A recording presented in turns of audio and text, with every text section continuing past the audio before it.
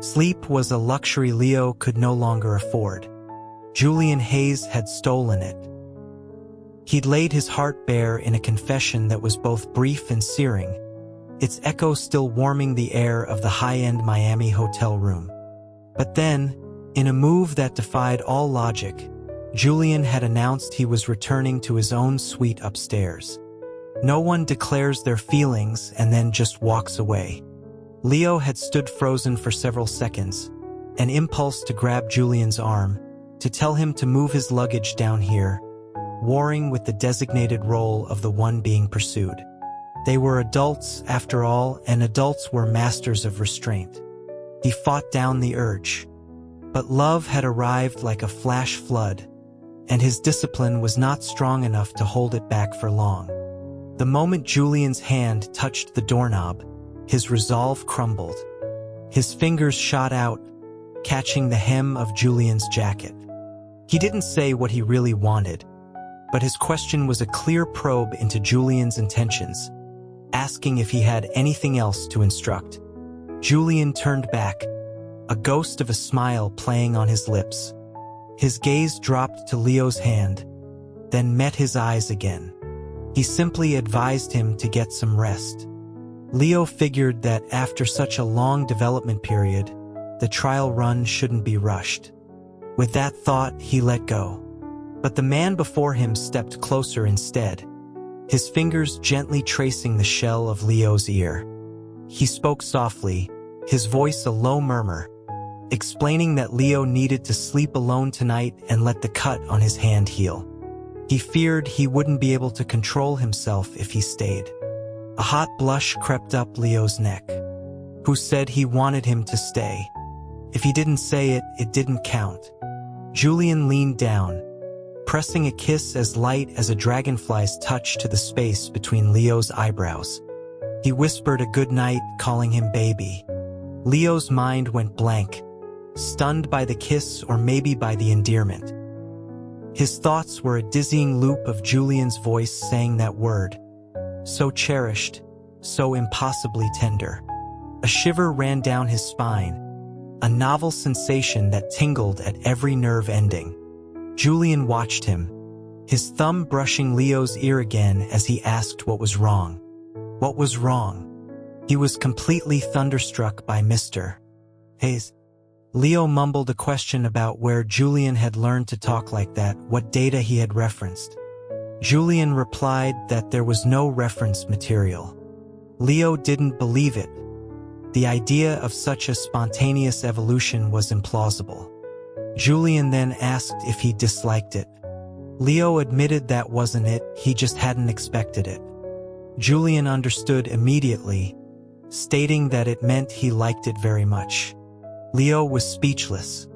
He knew this day would come. The cool, hard-to-get persona he'd carefully maintained over countless phone calls had been shattered the moment they met in person. A flicker of annoyance crossed his face, and he gave Julian a light shove. It felt like a kitten's paw scratching at his heart. Julian suddenly grabbed his wrist, the strength in his grip surprising Leo. He looked up, their eyes locking.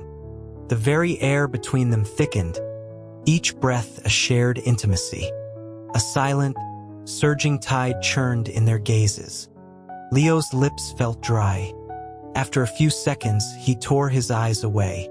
If someone was insistent on leaving tonight, then he should keep his word. He wet his lips and wished Mr. Hayes a good night. Julian slowly released his hand, his reluctance a tangible thing. Leo mirrored his earlier cool demeanor, stuffing his hands in his pockets and giving a curt nod, telling him he'd see him tomorrow. Even after the door clicked shut, the ripples of that intense moment remained. Leo stood rooted to the spot, letting the aftershocks in his heart subside before throwing himself onto the bed and rolling over, hugging the comforter tightly. He replayed the look on Julian's face, the meaning hidden in every word, a deluge of pure sweetness.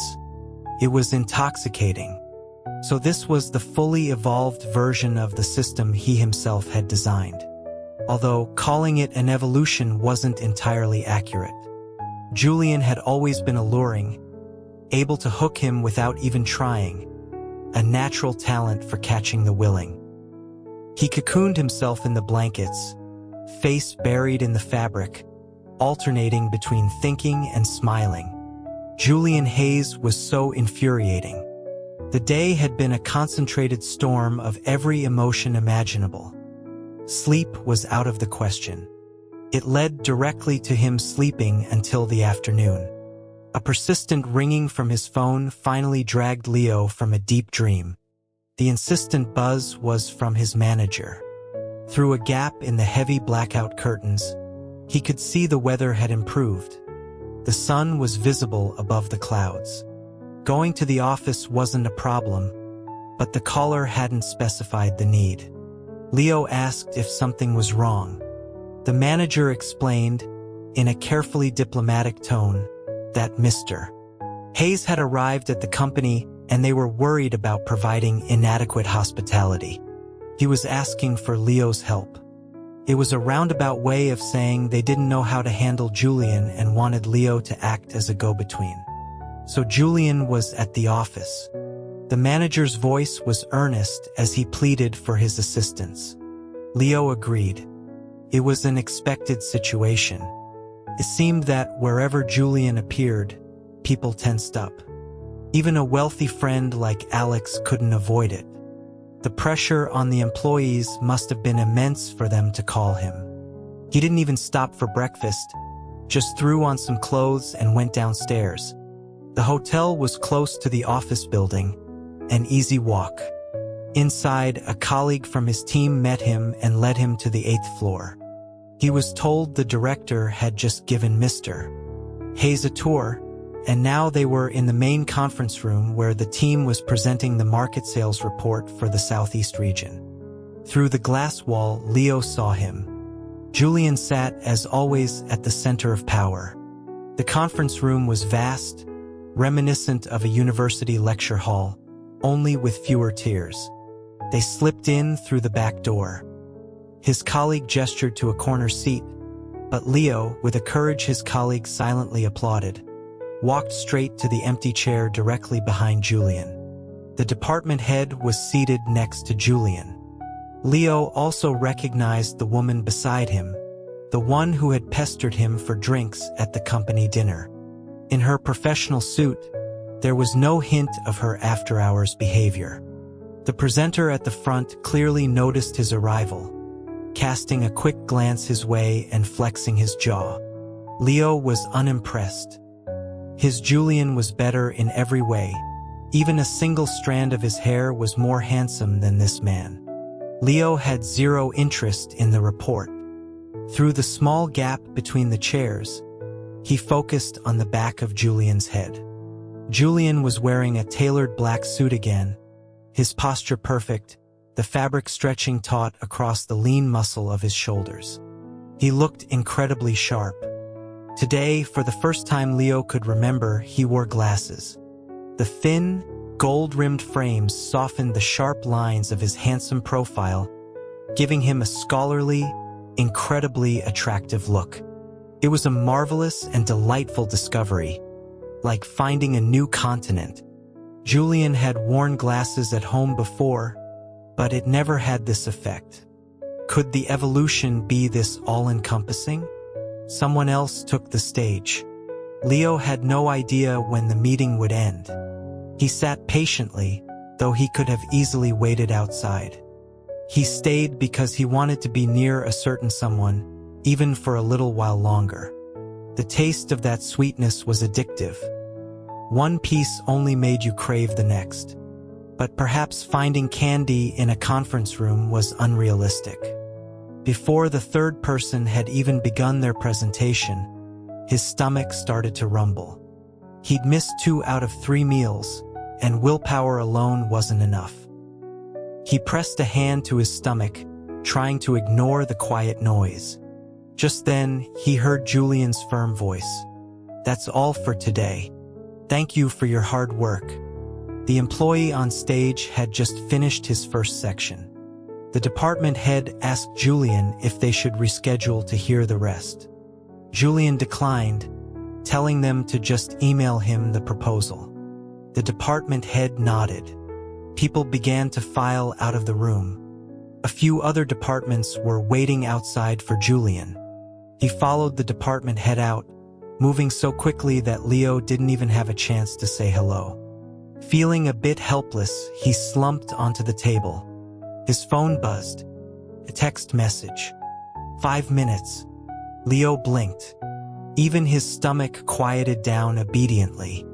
Well, hello again. Leo turned at the sound of the voice, his expression immediately cooling. Oh, come on, don't be like that. We had a drink together. We're colleagues, the man said with an exaggerated gesture. Got plans tonight? Feel like grabbing a drink? A friend of mine just opened a new bar. My treat.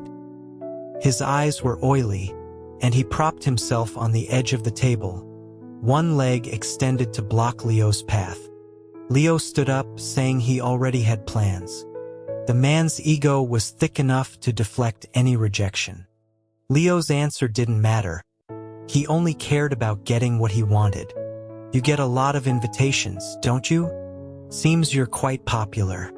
Guess I'll have to get in line. Leo had no desire to waste his breath on someone like this. The man remained leaning against the table, blocking his way, his smirk just short of a whistle. Suddenly, the table behind him tilted. He lost his balance, stumbling for a moment. He whipped his head around, a harsh word on his lips, but swallowed it when he saw who was there. Mr. Hayes. Julian stood with his coat draped over his arm, his eyes behind the glasses cold and sharp. His gaze swept past the man. Leo, come here. The man didn't dare make a scene in front of him. Leo moved smoothly to Julian's side. Julian asked him if he was finished. Leo confirmed that it was nothing important. The man, not understanding the nuances of their exchange but sensing the impenetrable intimacy between them, felt like the one being ignored. Seeing Leo about to leave with him, he couldn't stop himself from calling out, his tone more subdued this time, adding a title. Mr. Vance, won't you reconsider? Leo frowned, not wanting to engage, but then he heard Julian speak. You have business to discuss with Mr. Vance? The man replied that it was a personal matter, outside the scope of work. Julian's tone was flat. A supervisor has no right to inquire. The man raised an eyebrow, about to press on, but Julian's next sentence followed immediately. But a husband can. The man froze, as if the word had physically struck him. He was still staring, a look of dawning horror on his face, long after the two of them had walked out of sight. On the way back, Julian asked if that person bothered him often. Leo admitted it happened occasionally. Julian fell silent, giving a slight nod. Leo told him not to worry about it. He wouldn't be at the office for much longer and would rarely see him. Julian glanced at him through his glasses. It seems Leo is indeed very popular, he remarked. The words were the same as the other day, but now Leo sensed a dangerous edge to them. He bit the tip of his tongue. Back at the hotel, the hurricane had just passed. The small shops along the street were all closed. Besides the office, the hotel was the only place to go. Julian said a few words to the front desk staff. When they got back to the room, a catering trolley followed close behind. The coffee table was soon covered with dishes. Julian explained it wasn't safe to eat at a restaurant, so he'd ordered from the hotel. Leo nodded, genuinely hungry. There were 2 sets of silverware, but Julian hardly ate, using his fork mainly to serve Leo. There were grilled prawns, key lime chicken, blackened fish tacos, all of his favorites. The local cuisine in Miami was heavy on seafood, either served cold or in spicy soups. Leo liked spicy food and seafood, but the flavors here had been strange to him, and he hadn't gotten used to them after a week. He asked where the chef was from, recalling that the hotel didn't have a restaurant like this. Julian explained that Alex's friend owned a place nearby, and he had brought the chef over on his way. Leo choked a little, coughing twice. That reminded him of the question he'd wanted to ask yesterday. The hurricane would have delayed all the flights. He asked how Julian had gotten here. Julian replied that it was Alex's idea. Leo was curious, guessing it was a private jet. That's how it always was in the movies, a staple for overbearing CEOs and their friends. He knew Julian's family finances. It wasn't an option for him. As for Alex, he certainly looked the part. Julian confirmed he had taken a private flight to a nearby city and then driven the rest of the way. Leo told him it was too dangerous and reckless, and he should never do it again. Julian promised there wouldn't be a next time. He added that sending Leo on a long-distance assignment alone wouldn't happen again either. Leo remarked on how wealthy Alex must be. He truly couldn't imagine the pleasures of the rich.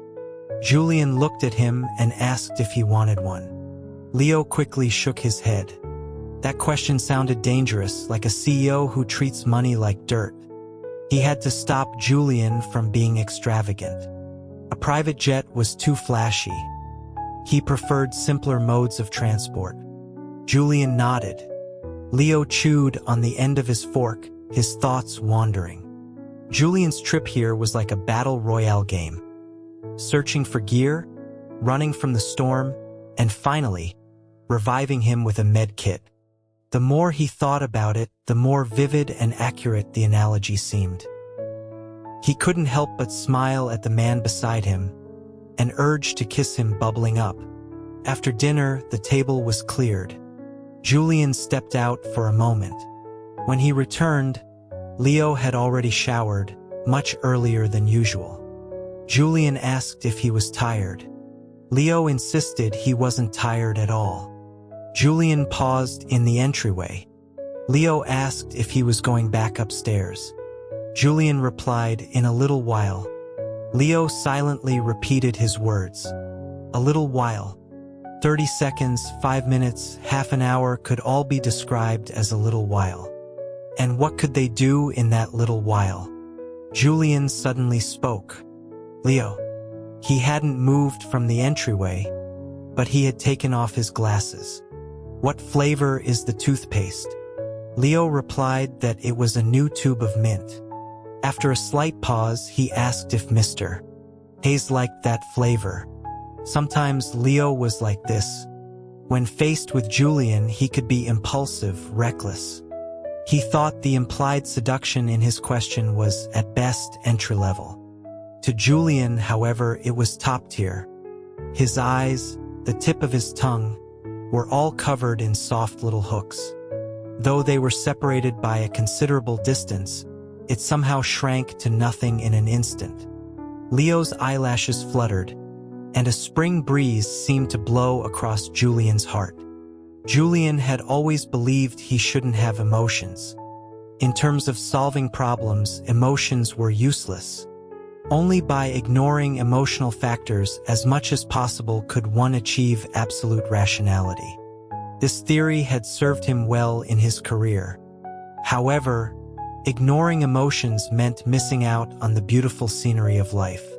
These things couldn't be quantified, couldn't be expressed on a line graph, and had no unit of measurement. This was especially true for love. If there had to be an adjective, sweet was the most fitting to define it. Loving Leo was sweet. He was the sweetest thing he had ever tasted. No cake was as delicious, no candy as soft. Even the mint-flavored toothpaste was a sweet mint. He lowered his head, following the scent, and captured his lips. Leo's lips parted, and love melted between them. He confirmed it again. His estimation was off. He had overestimated his own self-control. Leo's waist was held as he arched back slightly, his pajama shirt riding up to reveal a sliver of skin. Julian's hot hand replaced the fabric, his palm cupping a treasure that was his to explore. "Are you still leaving, Mr. Hayes?" the man in his arms asked during a break in the kiss. Julian's eyes were dark as he lifted him up. They hadn't been close for a week.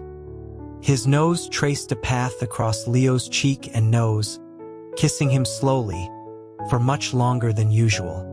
They would kiss for a while, then stop to look at each other. Leo saw his own reflection in Julian's eyes. Hair mussed, gaze hazy, lips slightly swollen, as if begging for another kiss. No, it was too embarrassing. He tried to raise a hand to cover his eyes, but Julian caught it and held it above his head. He had to watch him. A jolt of electricity shot through him wherever Julian's fingers touched, igniting the switch of desire in his most sensitive places. Julian's kisses were gentle, as refined and proper as the man himself, but his actions were forceful, with an intensity that felt like he wanted to devour him. Amidst the sometimes fast, sometimes slow rhythm of their movements, it was Leo who spoke, his voice tinged with a sob. He was used to calling him Mr. Hayes. In the past, Julian had been fine with this address. Today, however, it felt unsatisfying. Perhaps there was a compatibility issue between baby and Mr. Hayes, but what should he replace it with? He had no time to think about it now. Leo's limbs were like jelly as he whimpered into the pillow. Julian kissed the soft flesh of his neck, showing no signs of stopping until the early hours of the morning. In the end, Leo was a boneless heap, held tightly in Julian's arms. Julian lowered his head and placed another kiss on the crown of his dark hair. The next day, neither of them got out of bed. Julian took a rare day off, a once-in-a-millennium event. The international executives and employees didn't dare disturb him. At most, they would ask the CEO's assistant why the boss was on vacation. The assistant would just say that the boss was a family man now and had family matters to attend to. And so, the reputation of Mr. Hayes doting on his wife spread like wildfire on the anonymous company forum, just short of fanfiction. For a time, everyone was addicted to shipping the couple. Leo, of course, was oblivious to all of this. He hadn't been in touch with his colleagues back home for several days. He was utterly exhausted, his eyes too heavy to open, feeling as if he could sleep until the end of time. When Julian woke, he didn't rush him. Julian was experiencing his first unburdened morning of his adult life. No checking messages, no reading financial reports, no planning his workday. Just lying in bed, his mind empty. On vacation, his life was 100% Leo. Turned out this feeling was wonderful too. The person in his arms stirred like a small animal. They dozed for a while longer. Leo's head moved from Julian's shoulder to his chest, and soon half his body was sprawled on top of him, restless. Julian held him down to prevent him from starting a fire. The movement, however, woke Leo up. He lifted his head drowsily and looked at Julian. Morning. Leo could feel the deep vibration in his chest, but he refused to admit he was awake.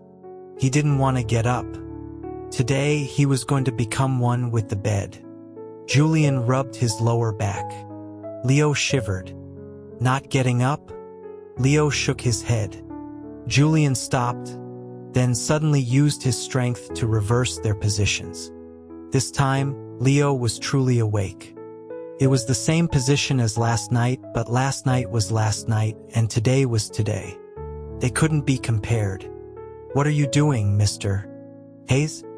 Leo's hands pressed against his shoulders as he whispered, thinking about how to increase the percentage. So he still remembered. Leo blinked. Any clues? He asked. Leo said that even if it was 1%, it counted. 100% meant he had to start all over. Who told him to bully him yesterday? Julian watched him, then leaned down and kissed him. "That tickles." Leo couldn't help but laugh. "What are you doing? It's broad daylight." He tried to squirm away to escape.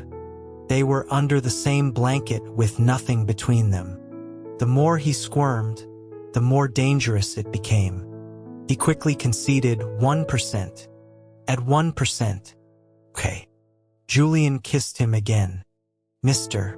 Hayes." Leo laughed as he dodged him. After a while, Julian confirmed the number with him. 10% now. Leo was laughing so hard he was out of breath. "Mr. Hayes, you're breaking the rules. None of this counts." Julian stated that Mr. Vance had to keep his word. Leo glared at him, but his defense crumbled after just a few seconds. Julian rubbed his hair. He was utterly defeated. When he opened his eyes again, the clock hands pointed straight to 4 in the afternoon. Leo stared at the clock, speechless. The development plan was too successful. Julian had been here for 2 days, and he hadn't slept for 2 nights. Arg. He covered his head and rolled over with the comforter again. Julian seemed to be out. The room was quiet, except for the sound of his own heartbeat. He ran a hand through his hair and climbed out of bed to get dressed. After washing up, Chloe from the home office called him about a project. The first shipment of the new AP had gone out. It was possible the product manager would meet with key users to gather feedback. She asked when he was coming back. Leo said he didn't know, maybe next week. Chloe said okay and was about to continue when Julian returned, carrying their dinner. Leo pointed to his phone. Julian nodded. The call was on speakerphone. Hearing a voice, Chloe asked, "Leo? Where are you?" "In the hotel. Hiding from the hurricane these past few days. The infrastructure in Southeast Asia is terrible. If the weather's bad, you definitely can't go anywhere. You should just stay put in the hotel." Julian had already taken the food out. Leo walked over with his phone. Tonight's prawns were steamed. He was starving. While chatting with Chloe, he directed Julian to peel them and dip them in sauce for him. Julian served him directly, placing the food in his mouth. Leo's eyes curved into crescents. If he had a tail, it would be wagging furiously. After eating too, Chloe was still talking about the user meeting. Since Leo didn't need to speak for a moment, he started on his third. Then Chloe suddenly changed the subject to Julian. "Do you think Mr. Hayes will attend the meeting?" Leo almost choked. "He probably won't, right?" Julian's hand paused. Chloe said that made sense, Mr. Hayes was so busy. If they were going to invite an executive, they'd think of someone else, maybe the director of marketing. Leo agreed. After Chloe finished outlining the plan, she started chatting with him, sharing the company gossip from the past few days. Out of kindness, Leo didn't hang up and just listened. "Have you seen the anonymous forum?" "No." Chloe's voice grew excited. "Mr. Hayes took a vacation. They say it's to be with his wife." Leo felt a mix of amusement and embarrassment. "Really?" "Yes. I never thought Mr. Hayes, who seems so aloof, would be so doting on his wife in private." Leo covered his face. There was a lot she didn't know, and it was best if she didn't say any more. But for some reason, he kind of wanted to hear more. Enduring Julian's gaze, he asked, "Oh, anything else?" "Well, rumor has it that Mr. Hayes and his wife went to Southeast Asia." Leo barely suppressed a laugh. "Really? Did they?" Chloe asked. Leo looked at the man in front of him, his lips twitching. To cover it up, he decided to play dumb. Chloe sounded disappointed. I thought you might get to see Mr. Hayes. If Mr.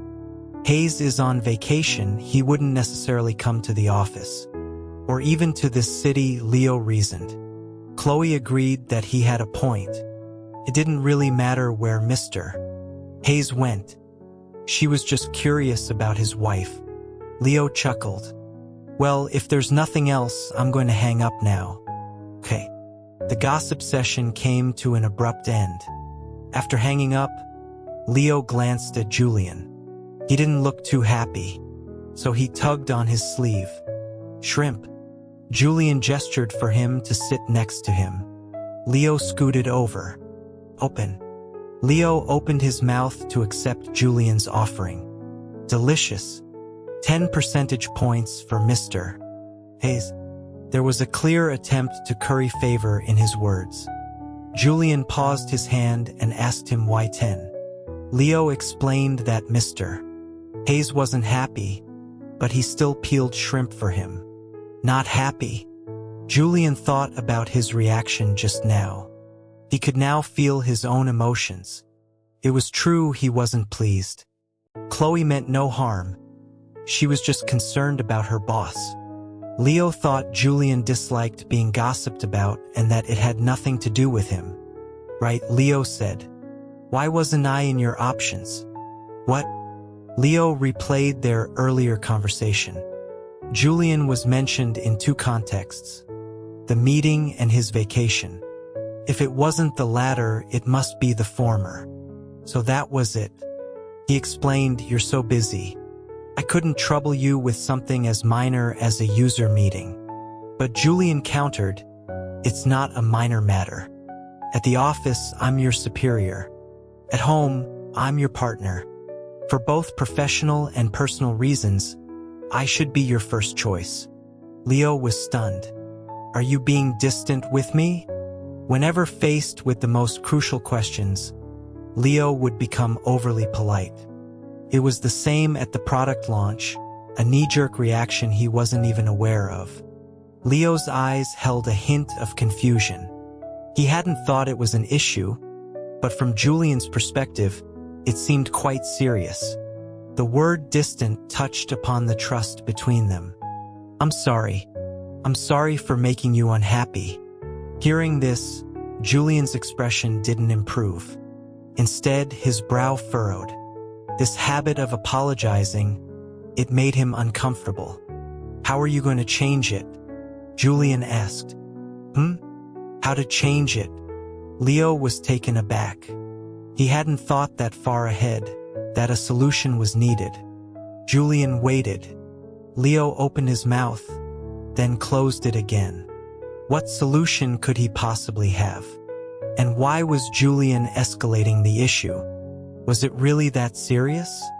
Unable to come up with anything, he tossed the ball back. Well, what does Mr. Hayes want me to do? Am I your pinned contact on your phone? Julian asked suddenly. Leo paused, then nodded. Like that, Julian said. From now on, make me your first choice. He added, always. Okay. At the end, he even adopted a gentlemanly tone of inquiry. Leo nodded. Julian emphasized it can't be anyone else. After he said this, Leo couldn't help but smile, his eyes curving. That adorable side of Julian was showing again. It was like when they were kids and he went off to play with other children, and a cool little boy would ask, why didn't you ask me? Aren't we the best friends in the world? And then he would have to earnestly coax him, yes, we are the best friends. I won't play with other kids anymore. Just like that. Leo was already smitten by the image of a young Julian in his mind. Then he heard him continue. You don't need to apologize to me. Don't say thank you or sorry. Leo thought about this for a moment and asked, what if I do something wrong? I don't need to apologize then either? You won't do anything wrong, Julian stated. Leo was baffled. Such certainty? That couldn't be right. He wasn't a saint. How could he not make a single mistake? But Julian continued, between partners, there is no right or wrong. If you are unhappy, it's my problem. It has nothing to do with you. So you don't need to apologize. Leo was shaken by this theory. His heart was a churning, tingling mess. He was steeped in Julian's charm from head to toe. He had a reasonable suspicion that Julian had secretly taken advanced courses like the philosophy of love. Every word he said was enough to make him blush, roll on the floor, and scream. He had always known Julian was the perfect husband material. In comparison, besides his thumping heart, his contributions were far less than Julian's. He wasn't even as articulate. Now that the love button had been activated, Julian had slowly evolved from the perfect husband material to the perfect lover. How did this happen? He seemed to love him even more. More than before, more than yesterday. He wanted to kiss him, to hug him. Mr. Hayes was his treasure. So, as Julian leaned over to clean up, Leo suddenly grabbed his hand and used the momentum to wrap his arms around his waist. It was a bit forceful. The bag in Julian's hand dropped, and he stumbled a step. Leo buried his head in his chest and nuzzled him. Julian paused for a few seconds, then used both hands to lift him up, letting his legs wrap around his waist. It was a dangerous position. Leo's cheeks were flushed, his eyes shining even brighter. What does Leo want to do? Leo didn't speak, just looked down at him silently. Julian's eyebrow arched slightly. He patted his rear, the place with the best feel. Leo's face turned even redder. Mr. Hayes, if your colleagues saw you like this, wouldn't they be terrified? He whispered. They won't, Julian said. This hypothetical situation is invalid. My private side is visible only to you. Leo fell silent again, but his eyes were like shimmering pools of water, their gaze tracing a path from Julian's forehead to his lips, then his chin, and down to the hint of his Adam's apple. That was his little piece of candy. Julian realized where he was looking. His eyes darkened, turning into the familiar, slightly fierce expression Leo knew. Leo. One hand cupped the back of his neck. Stick your tongue out. Leo obediently stuck out the tip of his tongue, a small, moist, pink dot. Julian's fingers tightened, and he captured that bit of sweetness in his mouth. Leo clung to the fabric at the back of his neck. The air grew thick again. Regarding Julian's habit of ditching his friends for his lover, Alex had a lot to say. Ever since boarding Julian's pirate ship, the reputation of being an unfilial son had been seared into his father's brain. Flying a private jet to Southeast Asia? You think you have too many lives to live? Using the private airfield was impossible to hide from his father. He hadn't dared to stay in Miami and had returned the same day. Of course, the result was the same. He was in for a scolding. His father flew back from abroad 2 days later and set aside a special time to lecture him. Dad, I was helping Julian. You can risk your own life, I don't care. But don't drag Julian down with you. He has a company with thousands of people to support. What if something happened? Alex thought, he's your real son, isn't he? Julian is even worse. He's chasing after his lover and didn't even spare me. He has a lover to chase. What do you have? You can chase air. Alex was exhausted. He gave up. Fine, you all have someone you love. I'm the only one who doesn't. I was picked from a garbage heap. That day, his father yelled at him for over 2 hours, ordering him to stay home and reflect until Julian returned safely. Alex was shocked by this decision. What does his return have to do with me? His father was momentarily speechless and kicked him in the shin. Alex couldn't win and completely surrendered. Cooped up at home, he was bored out of his mind, occasionally playing a few games and then texting Julian. Even if he couldn't be a third wheel, he had to make Julian pay for his emotional distress. Mr. Hayes, are you happy? When are you coming back to buy me dinner? How's little Leo? Julian didn't reply to any of it. Just like his dad. Cold-blooded. Alex kicked his blanket, wondering how to spend the long, lonely night. Then, Julian's profile picture, which had been silent for ages, suddenly sported a little red dot. Alex snatched his phone and opened it. Julian had replied with a rather sarcastic smiley face and asked if he was there, as if all his previous messages were invisible. "Not here, thanks." Julian chose to ignore this and got straight to the point. "Need to consult you about something." Alex's eyes widened. Whoa, there's a first time for everything. His spirits immediately lifted. He sat up, no longer sulking. "Spill it. What is it?" "What?" Julian asked. "How do you pursue someone?" The sound of running water came from the bathroom. Taking advantage of the moment, Julian went out to the balcony. After the cleansing rain, the sky had cleared up again. The sunset clouds stained the horizon in brilliant colors. The number of pedestrians on the street increased, many of them holding up their phones to capture the sunset. Alex called him. "What do you mean by that?"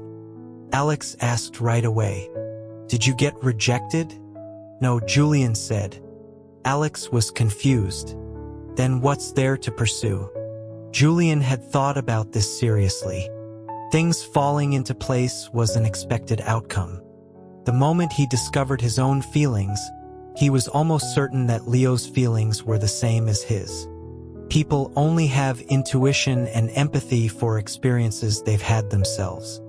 In the past, he had refused to open his heart, closing the door that connected him and Leo. Unaware of his own love, he naturally couldn't see Leo's. It was only when he looked back that he realized Leo had been waiting outside that door for a long time. He had only given Leo the permissions of a marriage partner, not the key of a lover. That's why his treasure was sad, saying he hated when he went on long trips, refusing to come home. And there was something he had accidentally discovered the other day. He had become proof of Leo's insecurity. His stubbornness had ultimately hurt him. Leo acted overly independent, especially in important matters, refusing to rely on him. Subconsciously, he was actually protecting himself, reducing the trouble that betrayal could bring. Julian had experienced this as a child. He too was forced to be independent because he couldn't rely on his family. His parents' relationship was already very strained. They couldn't possibly care about him. Even if something did happen to him, it would just give them more ammunition to vent their emotions. Later, he understood that he had to rely on himself. Relying on himself was a quick solution. Relying on others added n times the workload. That's why Leo had a kind of fragmented personality. On one hand, he was willing to be clingy. On the other, he was polite and distant. He knew his feelings, but he didn't fully trust him. He had been pushed away too many times. "I want to make it up to him," Julian said into the phone. He wanted to compensate for his past mistakes. Alex didn't know the specifics of what had happened between them, but he could more or less guess Julian's intentions. "All right, but what I say might not be right. You'll have to see for yourself." "Okay," Julian said. Alex started his romantic journey relatively early and had a high experience value. He shared a few tips with Julian. Understand their likes and dislikes.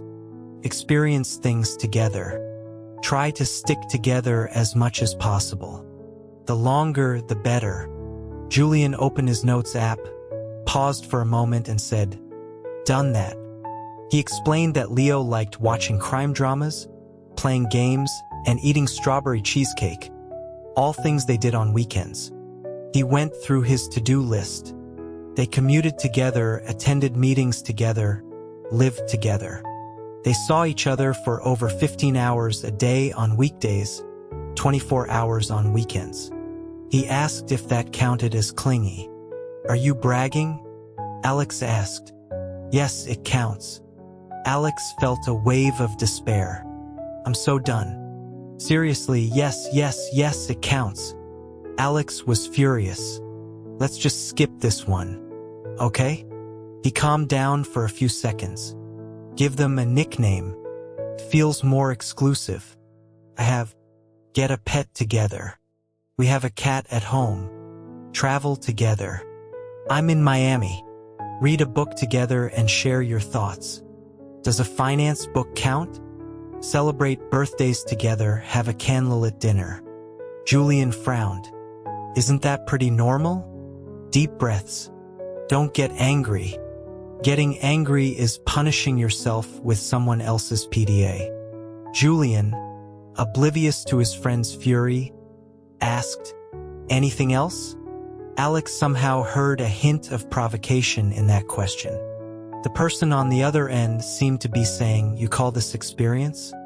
You don't have much experience in love either. If he weren't in another country, he would have fought him.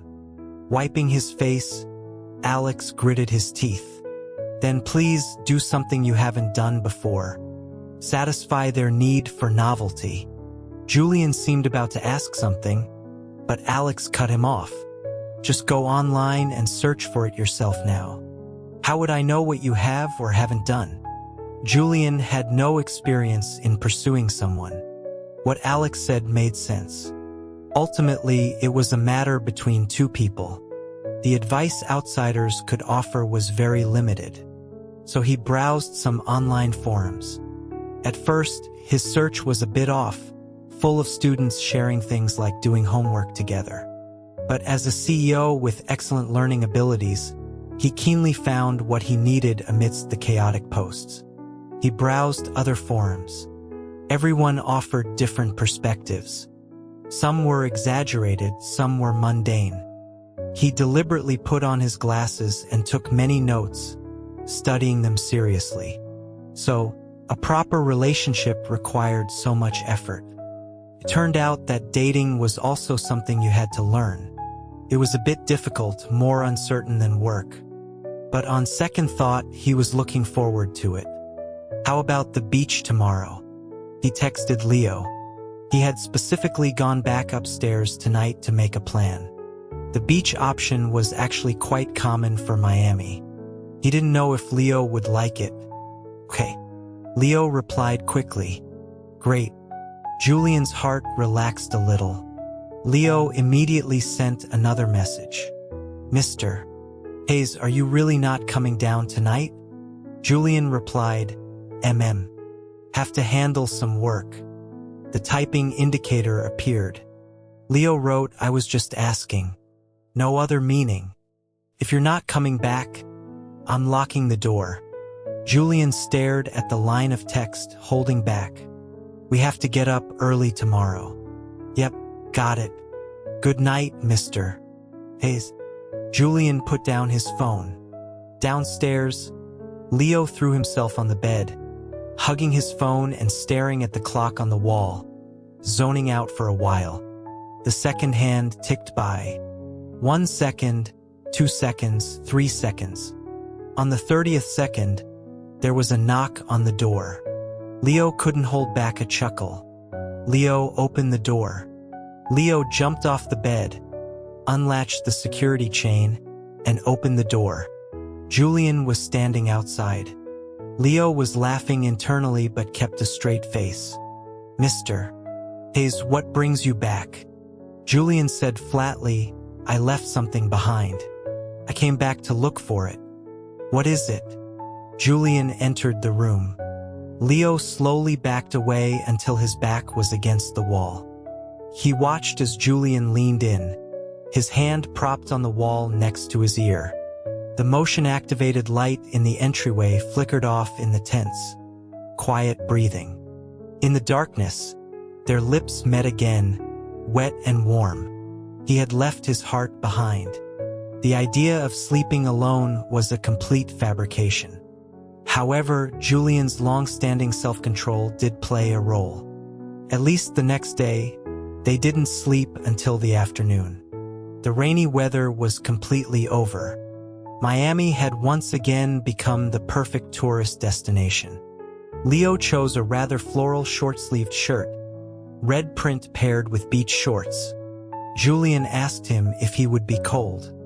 Leo replied that he had checked. The high today was 95 degrees, practically summer already. Julian looked at him, then at his own clothes in the mirror, frowning slightly before his expression relaxed. He reached up and undid the top button of his shirt. "Let's go." Leo was in a great mood. It was indeed hot outside, and crowded. They drove along the coastline, seeing that the shops were all open, tourists bustling in and out. Leo leaned against the passenger window, looking out. Someone even waved at him, and he smiled back. The car entered a grove of palm trees. Before reaching the parking lot, it stopped in front of a shop selling beach supplies. Leo asked Julian if he needed to buy something. Julian nodded, telling him to wait in the car. Leo didn't need anything, so he nodded and didn't follow. Julian went in through the small door. Inside the shop, besides beach chairs and surfboards, the walls were covered with swimsuits and floral shirts. It had everything. The owner heard the bell, looked up, and asked in broken English what he needed. Julian asked if they had a shirt with a red floral print. The owner handed him one. Julian went into the fitting room to change. Looking in the mirror again, this time it felt right. He walked out and met Leo's gaze. He was stunned for a moment, then a spark of light danced in his eyes. It was the color of surprise. "This is the first time you've worn something so casual, so vibrant." "It looks good," he told him. Leo nodded vigorously. "Very handsome." He then looked down at the pattern on his own shirt. It was red petals. Julian's shirt had red leaves. From a distance, the patterns looked similar. Only up close could you see the difference. Was it a couple's outfit? Had Mr. Hayes deliberately changed for him? That was clearly not a question. The evidence was right in front of him. A testament to Julian's meticulousness and gentleness. As brilliant as today's sun. A little figure in Leo's heart was spinning with joy. On the short walk to the parking lot, neither of them said much. But Julian could already feel Leo's mood. That was enough. The plan he had worked so hard on yesterday had received excellent feedback. At least the beginning was very good, which gave him a lot of encouragement. As the saying goes, the first step is always the hardest. The same was true for pursuing someone. Leo hummed a tuneless song as he got out of the car. The coastline was long, the sea was azure, and the sky was clear. The crowd was just right, lively but not noisy. Leo took off his shoes and walked barefoot on the sand, leaving 2 lines of footprints that were quickly washed away by the waves. The water reached his calves, staining his pale skin a faint red. The sun was dazzling. The sea water at this time of year was still cold. After standing for a while, he went back to the beach and put on his shoes. Julian spoke to him. Leo hummed in agreement, about to wipe the remaining sand off his feet, but Julian had already bent down first, using a wet wipe to clean them for him. Although there was only a little, there were people all around. The tips of Leo's ears turned red with shyness. "It's not dirty," he said in a small voice. Julian held his ankle. He was slender, and his ankle fit perfectly in one hand. Julian's palm was hot. Leo's toes curled slightly, his ears still red. "It's fine without them. It's hard to walk on the sand with shoes. You could get cut," Julian said. As soon as he finished speaking, someone in front of them demonstrated the entire injury process. A little boy was hopping and skipping towards the beach when he suddenly stumbled and fell, starting to wail. His family, who had been sunbathing nearby, rushed over and picked him up. "It's okay, baby, don't cry." The little boy shouted, "A crab bit me." His father kicked the sand. "It's not a crab, it's a shell." A pile of shell fragments had been washed under the sand by the water, with only the sharp tips exposed. The little boy's soul was bleeding. He burst into tears again. I hate shells. Shells are bad. His family carried him away, comforting him as they went. Leo watched the scene and laughed. Okay, Mr. Hayes is right. After putting on his shoes, Julian straightened up and glanced at him. This way, you won't be afraid of the mean little shells. Cough. Leo choked on his own saliva. Julian patted his back. Leo's cheeks were flushed from coughing. When he finally stopped, he looked at him for a long time. Mr. Hayes, is this considered a cute contrast? It is, right? Mr. Hayes. He was so charmed by him that he called his name. What is it? Julian asked. Leo felt that Julian was different today than usual, but he couldn't put his finger on exactly how. Perhaps he was doubly cute. He smiled, his eyes curving, and didn't answer. They continued walking along the coast. If he were out with friends, they would discuss what to do next. But with the person you like, you don't. Sunbathing, collecting shells, it didn't matter. As long as they were together, anything was fine. Even just sitting still felt happy. When he first heard Julian's suggestion, Leo was surprised and wondered if it would interfere with Julian's work. And Julian was a master planner. On the way, he was still guessing what they would do at the beach. But now all those worries and thoughts were gone. He was immersed in the beautiful scenery and Julian's company, doing whatever he wanted. He built a castle in the sand, and Julian built a smartphone and a computer inside the city walls. Doesn't it look like our company? Genius? Julian's lips curved. It does. Leo then built a tower. He thought for a moment and said, no, that's not right. The city is too small. Our goal is the stars and the sea. This beach can't hold our dreams. We need to buy a whole stretch of ocean. Leo pretended to push the castle over, but Julian stopped him. Leave it. Leo looked up and heard him say, this is the old site. We'll move to a new one after we go public. Leo laughed. Julian watched him play, his gaze softening. Compared to the Leo in the office, the boy building sandcastles was more alive. Although he liked both versions of him. They built a new castle. Julian was always serious about his work, and the castle was built with meticulous care. Leo asked him if he had ever played like this as a child. Of course, Julian hadn't. This was his first time too. The world of a top student was indeed only about studying. Leo couldn't help but sigh. Julian brushed the sand off his hands. It's not about being a top student. Back then, I just wasn't interested in anything. The castle was soon finished. Because it was so well designed, it attracted many tourists to come and see. Many children gathered around them, some even asking their parents to help take pictures. Leo was very good-natured and didn't mind at all. Seeing the excitement of the people around him, he wrote Genius Tech in front of the castle in both English and Chinese, making a bold statement. After the crowd had dispersed, Leo took pictures of the castle alone. While Leo was focused on taking photos, Julian was focused on taking photos of him. A whole series of them. By the time Leo realized, Julian had already taken dozens of pictures. What are you taking pictures of, Mr. Hayes? Julian showed him. To be honest, they weren't very good.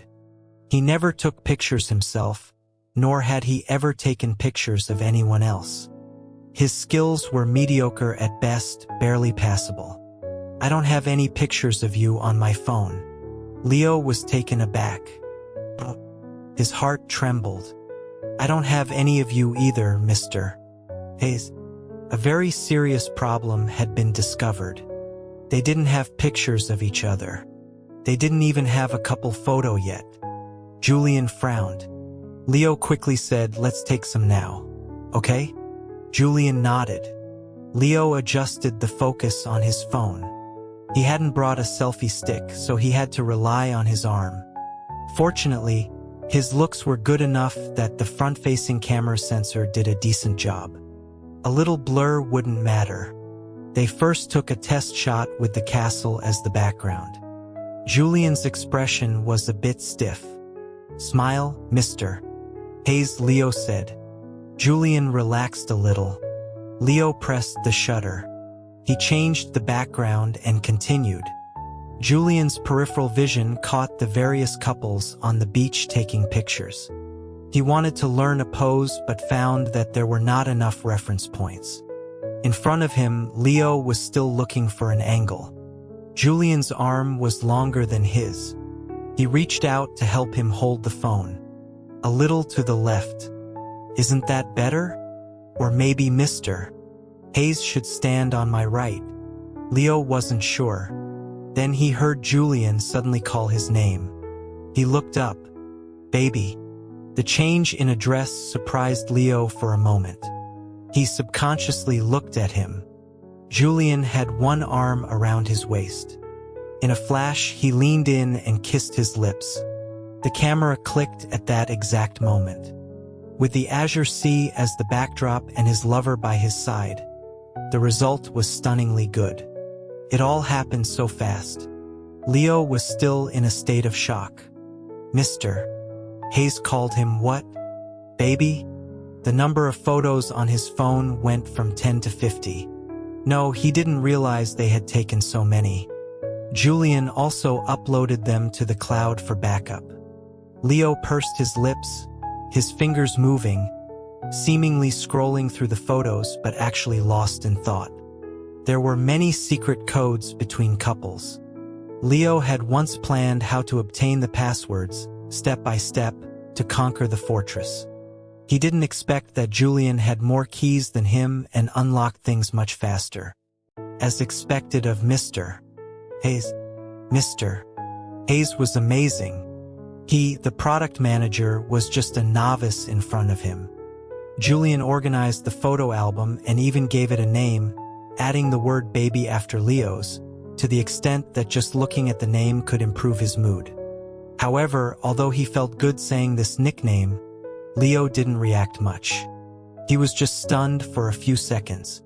Did he not like it? Did he prefer darling over baby?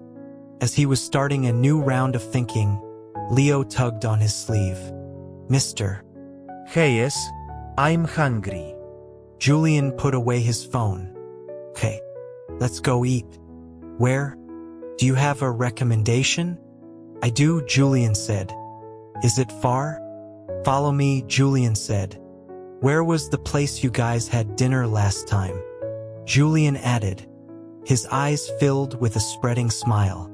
"The one with a lot of cute guys." Leo felt that Mr.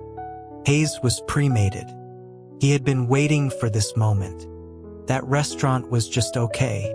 Nothing special. But Julian said, "A delayed explanation is equivalent to a cover-up."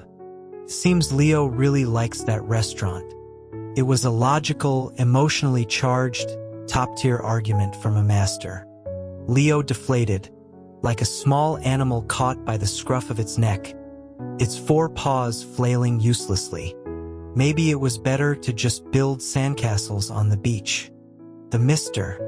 Hayes from a moment ago was so gentle, Leo thought resentfully. As it turned out, that restaurant was right on this coastline, just a 10-minute walk from them. The restaurant wasn't the issue. It was what Leo had said that day. There's an old saying, settle accounts after autumn. Julian was settling accounts in the spring. There weren't many people eating at this hour, but there were plenty drinking. There were many empty seats in the restaurant. Fortunately, Julian didn't ask where he had sat that day. He chose a table with a sea view. Leo ordered a seafood platter, a fruit pizza, and a green papaya salad. Julian ordered a few appetizers. The food came quickly. The table was quite large. Julian put the seafood platter on his side and then asked, "Are you coming over?" Leo looked at the crab, shrimp, and salmon in his hands and felt like he was being baited again. This time, his mindset was one of complete surrender, without any struggle. He picked up his plate and sat down next to Julian. Julian loved feeding him. The first time was an accident, but he gradually became proficient. Leo thought about it and figured it was like feeding a small animal, a strange sense of satisfaction. He swallowed the food in his mouth and cut a piece of pizza, holding it to Julian's mouth. "Want some, Mr. Hayes?" Both of Julian's hands were occupied, but he wasn't used to being fed. He subconsciously wanted to refuse, but then he saw the expectant look in Leo's eyes and took a bite. Feeding successful. Julian ate elegantly, completely different from him. He was indeed a noble big cat. Leo was very satisfied. Just as they were finishing their meal, a band took the stage. The music was lighter than last time. They weren't in a hurry, so they ordered 2 cocktails and continued to sit. The music attracted tourists from the beach, and the restaurant became more crowded. "Was there a band singing last time you were here?" Julian asked. "There was, but not this one. They were really good. I even recorded a clip." Julian didn't say anything. Leo glanced at him and, like a good boy, said, "I was gonna send it to you, but the recording quality was bad." Julian looked at his fluffy eyes and remained silent for a moment before saying, "It's okay." "Really? I don't believe you," Leo muttered to himself. Sure enough, Julian had more to say. His voice was warm. "Even if you had sent it then, I probably wouldn't have had time to listen." Leo was truly not expecting that answer. "Mr. Hayes was busy then? Weren't we on the phone?" Julian hummed in agreement, his face calm. "Busy being jealous." Cough, cough, cough, cough. Leo choked on his cocktail, coughing so hard the whole place could hear, his face turning red. People around them were looking at him. Julian helped him, hiding him in his arms, narrowly avoiding a major embarrassment. Leo pushed him lightly, his anger not strong, but full of resentment. Choking twice in one day was really getting to him. Leo's forehead rested on his shoulder as he coughed for a long time before recovering. "Sorry. I didn't see you were drinking." "My fault," Julian said. Leo's cheeks were flushed. He buried his face in Julian's neck, and out of sheer frustration, he bit his collarbone. Julian stroked his head, like soothing an animal, and let him bite. After biting for a while, he wasn't satisfied. He traced the teeth marks, sucking the skin into his mouth and grinding it with his teeth, leaving a red mark that looked like a very passionate hickey. "Little dog," Julian said, lifting him up a bit. "I'm not a little dog," Leo retorted. "All right," Julian said. Leo glared at him and fell silent. They embraced as if no one else was there. 1 or 2 people nearby glanced over curiously but didn't make a big deal of it, looking away after a few seconds. Being held by him made Leo's palms sweat, and his heart felt heavy. Julian had once again caught him off guard and thrown his heart into chaos. Some answers were delayed but all the more exciting for it. "So you were jealous, Mr. Hayes?" Julian faced the question head-on and gave him the answer. "I was jealous. I was angry. That's why I came all this way to declare my sovereignty, to see the scenery you've seen, to come to the restaurant you've eaten at." For the 101st time, he melted into the pool of spring water Julian had provided. He was done for. He wasn't a fish caught by a patient angler. He was born in his pond. With a beckoning finger, he could jump straight into his pot. "Arg, Mr. Hayes." Leo's heart went through a whole whirlwind of emotions before finally settling down. Then, his limbs went soft, and he completely gave in, asking in a small voice, "Was the vinegar sour?" "Very sour," Julian said. "But it's sweet now." Leo smiled. All right. His own past bitterness had been transformed by Julian's intense heat. A jealous mister. Hayes was also cute. He wanted to eat him up in one bite. He looked up, nuzzling him twice, wanting to kiss him but was stopped. Julian whispered, "We'll kiss back at the hotel." Leo's overflowing passion was interrupted. He expressed his dissatisfaction with his eyes. "Too many people here. They're all watching," Julian said. Leo got up resentfully. "Fine, fine. The magistrates are allowed to burn down houses, but the common people are not allowed to light lamps." As if there weren't many people on the beach. Then he heard Julian whisper in his ear, "When we get back, we can kiss for longer. Is that okay, baby?" In an instant, the resentful dark clouds dissipated. The temperature on Leo's face rose again. His soul was almost blown away by the faint breeze by his ear, flying straight to the sky. Julian went to pay the bill. Leo stood alone in the moonlight, letting the sea breeze fill his clothes. "Let's go back. Walk off the food," Julian said when he came out. After cooling down, Leo felt his reason had returned. He nodded coolly. Julian smiled faintly, not exposing him. They walked back along the coastline.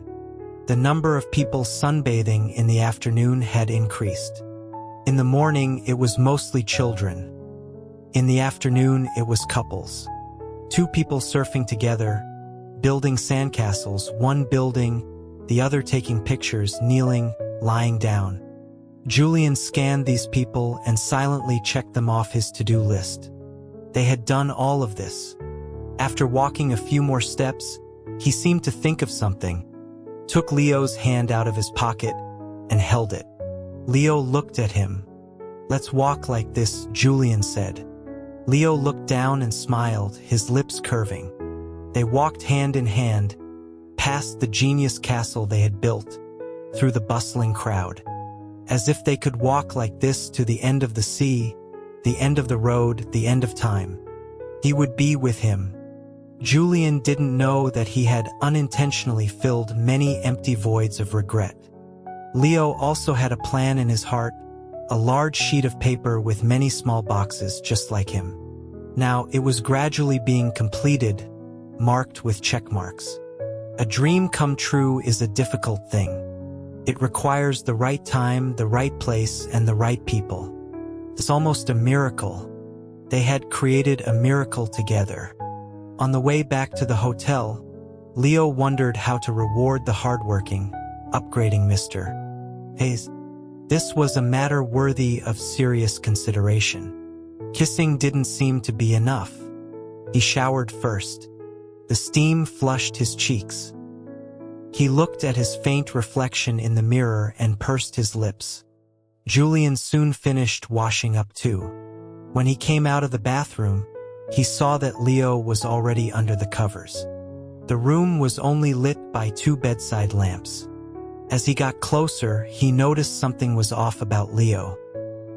He had pulled the thin blanket up to his neck, covering himself very tightly. Cold? The temperature difference between day and night here was significant. Night, it was cool. They hadn't turned on the air conditioning these past few nights. Leo shook his head. "It's fine." Julian didn't suspect anything and got into bed too. The promise from earlier needed to be fulfilled. Julian leaned over, their breaths mingling, and a long goodnight kiss was delivered. Kissing him was too addictive. He could never get enough. Julian paused, his hand wrapping around Leo's waist. But Leo didn't hug him back as usual. The hand holding the blanket never loosened. Julian stopped. Leo's eyelashes trembled. Julian was familiar with everything about Leo. He quickly identified the anomaly. Leo's pajama style had changed. He wasn't wearing his usual cotton ones. The fabric felt like silk. It was a spark that could ignite a wildfire. "Baby, what are you wearing?" Julian's eyes were dark as he looked at him. his fingers stroking the fabric. Leo licked his dry lips. A shirt. Whose? Yours, Leo said. Julian's fingers froze. The black one you wore today.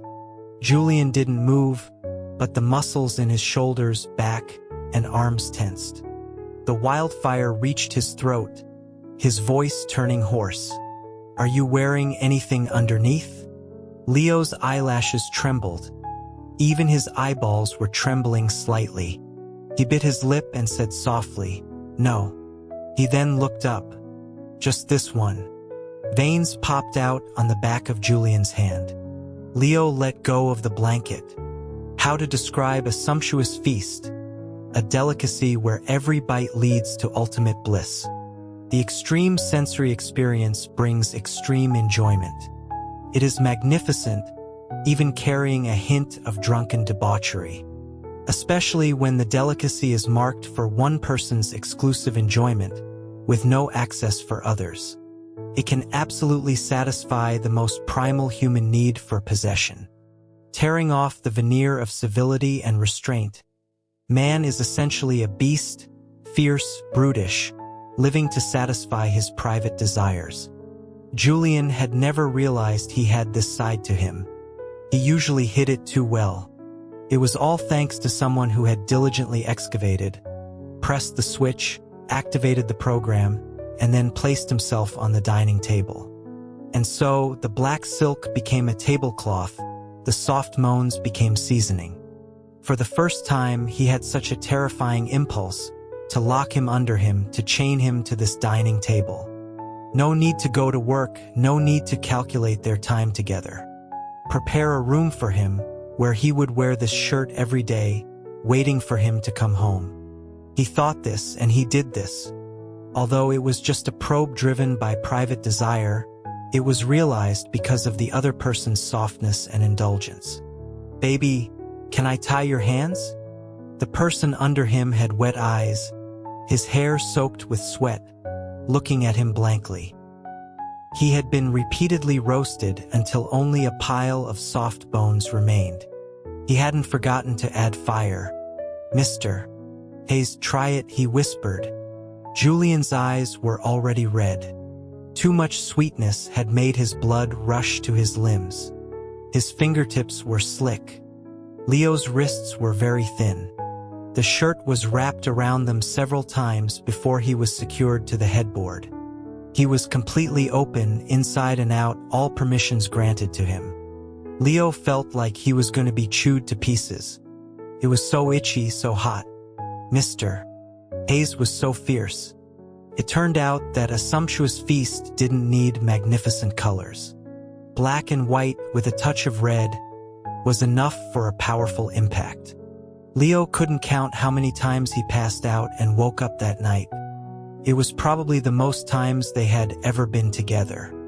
At one point, Julian even gave him water, but even after moistening his throat, his voice was still hoarse. He had called Julian's name until he was completely unconscious. Before passing out, Leo vaguely regretted being too bold. Never again. Never again, Mr. Hayes. It wasn't just him. When Julian woke up the next day, he also had some regrets. Especially when he saw the marks on Leo's body and the bruises on his wrists. His brow immediately furrowed. He was annoyed with his out-of-control self from yesterday. Of course, if there was a next time, it would probably happen again. This was indeed beyond one's self-control. The ointment was right in the cabinet. Julian took it out and was about to apply it to Leo, but the boy pulled the blanket tightly in his arms and wouldn't let go. Julian had to coax him. Be good. I won't do anything else. Just apply the ointment. Only then did Leo let go. He was still so easy to coax. A faint smile spread in Julian's eyes. The warmth of his fingertips melted the ointment as he carefully applied it. When Leo woke up, Julian was on the phone on the balcony. A tablet was propped up on a small table, his long legs crossed, wearing a shirt and trousers impeccably. The sense of asceticism was overwhelming. He looked nothing like the man from last night. Anyone who didn't know would think he could transform. Into the moon? No. He transformed when he was on top of him. So, was he a magical girl? Leo ached all over. Out of sheer frustration. He bit down on the corner of the blanket and chewed on it fiercely. The door to the balcony slid open. Julian walked over and gently pulled the corner of the blanket from his mouth. Like a little hedgehog, Leo quickly curled up into a ball under the covers. "Weren't you very wild yesterday?" Leo covered his head and ignored him. "Does it hurt anywhere?" Leo continued to ignore him. Julian simply lifted him up, blanket and all. He didn't know where he was being touched. Leo whimpered. Julian touched his waist through the blanket. Leo was extremely ticklish and almost suffocated with laughter inside the blanket. He was forced to come out for fresh air. Julian immediately locked him down. Leo's limbs were trapped. He struggled and laughed. "What are you doing, mister? Hayes?" Julian undid the buttons on his chest. Leo was stunned and mortified. "No, it's broad daylight." His words were cut off. Leo caught sight of several red scratches below Julian's collarbone. The marks were particularly obvious against his pale skin. It seemed he had scratched them last night, after his hands were freed. Leo shrank his neck. "We're even." "What's even? How are we even?" "No, this doesn't count." Leo immediately said, "It counts." Leo firmly denied ever having laid a hand on him last night. He was going to play the pitiful victim to the end, to make Mr. Hayes feel guilty. But Mr. Hayes would not feel guilty. At least not in this matter. Leo was a paper tiger with a thin skin. He couldn't hold out for long. One poke and he would break. He couldn't resist being teased. Julian teased him for a while longer, until his face was flushed and he was softly calling his name several times, before stopping. The phone on the bedside table vibrated. Julian let go of Leo and told him to get the phone. Leo finally had a chance to get out of the blanket. The voice on the other end of the phone was very familiar. "Mr. Vance? Is Mr. Hayes with you? This is Mark. I just called Mr. Hayes, but he didn't pick up. Is he busy? If it's convenient, could you let him speak on the phone?" Leo glanced at Julian. Yes, he was busy fooling around with him. He answered in the affirmative and handed the phone to Julian. Julian's phone was on silent. Only now did he see the incoming call. Leo lay on his stomach on the bed, sunbathing, while watching him on the phone. Mark reported for a long time. Julian was exceptionally cold when handling work. During the long call, he only grunted twice. At the end, he said a little more, instructing Mark to update his work schedule, and then hung up. Leo rested his chin on the back of his hands and asked, "Trouble at the office?" "There's trouble at the office every day," Julian said dismissively. "Is it urgent?" "Mark was asking when I'm coming back," Julian said. Leo said, "Oh. Indeed, these past few days were probably the longest vacation Julian had ever taken. So when are you planning to go back?" Leo asked again. Julian came over and pinched the tip of his ear. "If Mr. Vance isn't going back, neither am I." Leo froze. "Didn't you say you were going to stay in Miami for another 3 weeks?" His tone was very serious, but the words held a childishness, mixed with a blatant sense of revenge. He had indeed said that, but it depended on the situation, right? Leo couldn't imagine the consequences if Mark and the others heard this. Would the company's anonymous forum have a few more posts about a femme fatale? He didn't know if it was too late to take it back. "Don't need 3 weeks," Leo said, his voice lacking confidence. "It doesn't matter how long I stay. I'll listen to you. He carefully selected his words with a hint of coquetry. Julian usually fell for this, but now he automatically ignored the latter half of the sentence and only asked about the time. Time doesn't matter? Then what does? Leo opened his mouth, then closed it again. Work is important. Julian was not satisfied with this answer. Wrong. Try again. Leo wanted to hide under the blanket again. Julian held him down. Leo bit his finger, leaving 2 small teeth marks. For some reason, he felt that his oral fixation had been particularly strong lately. Whenever he saw Julian, he just wanted to bite him. The tip of Julian's finger touched his soft tongue. Leo noticed the change in his eyes and quickly restrained himself, not daring to tease him anymore. He sat up straight. Julian's desire for control was not only manifested in their intimate moments. It could be felt in the air almost every second. And Leo quite liked it. Whenever he realized this, he tended to give up on himself. The consequence was that he would answer whatever Julian asked. Mr. Hayes is the most important. All right. He was hopeless. Although this was indeed the correct answer. They finally set the return date for the day after tomorrow. There were no plans for today. Julian had a meeting with the head of the Southeast Asia region. Leo was happy to be free and completely melted into the bed, lying diagonally and calling his friend, Sean. Sean was the only one who understood his thought process from beginning to end. Sean had never given much advice on Leo's overall plan, but when the two of them got together, it was easy to sort out their thoughts. Sean had been waiting for him to report on the development progress and understand the project's phased results. When Leo called, he answered in a second. Is it going well? Is it going well? Leo said coolly, it's a wrap. The product passed verification smoothly. The market performance and feedback are excellent. Damn, Vance. You're amazing. You actually managed to crack such a tough project. Leo selectively recounted their experiences in Miami. Sean listened, sometimes exclaiming in admiration, sometimes asking questions.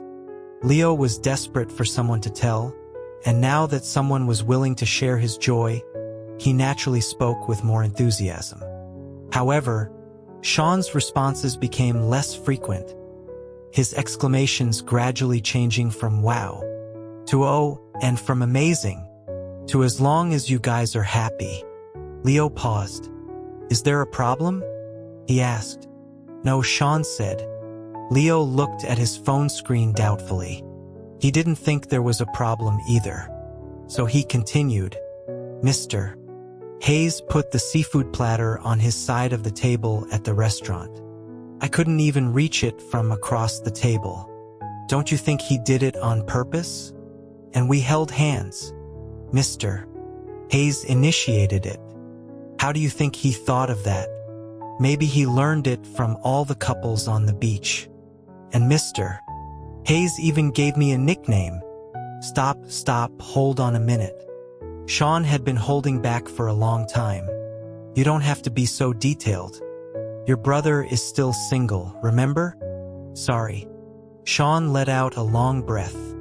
I almost forgot you've never been in a relationship before. Stop it, you executioner. Anyway, I just feel really happy. Sean wasn't stupid. He could hear it.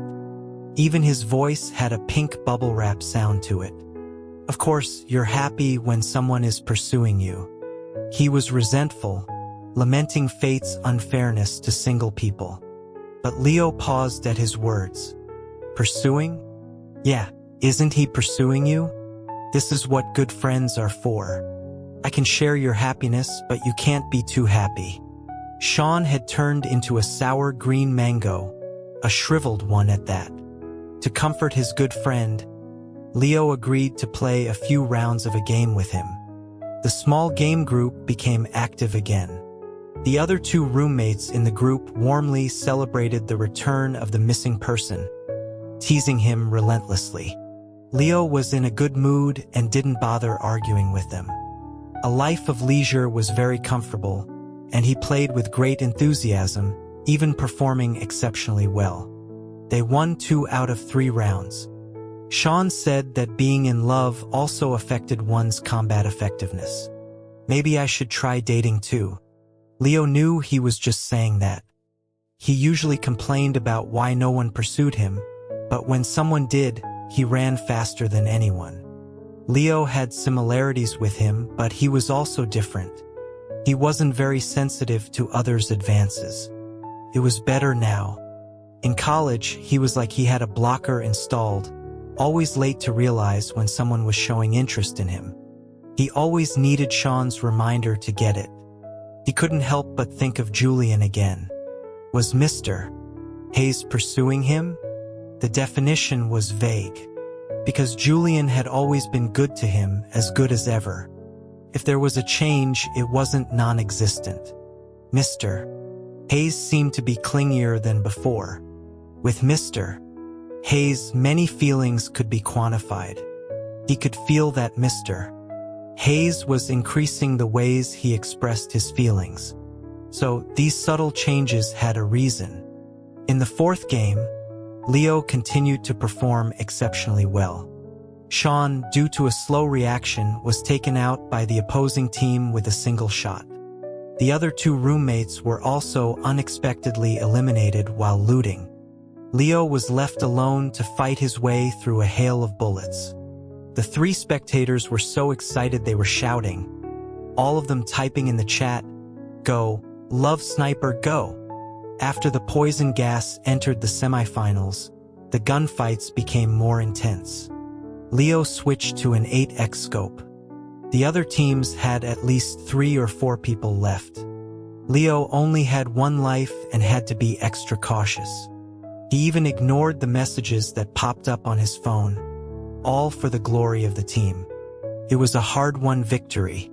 The small team was overjoyed and was discussing another round when Leo's phone rang. He also heard different notification sounds in his headset. Sean and the others seemed to have received messages at the same time. The chatter of discussion paused for a moment. After a moment of silence, Sean spoke first. "Vance, your husband is looking for you.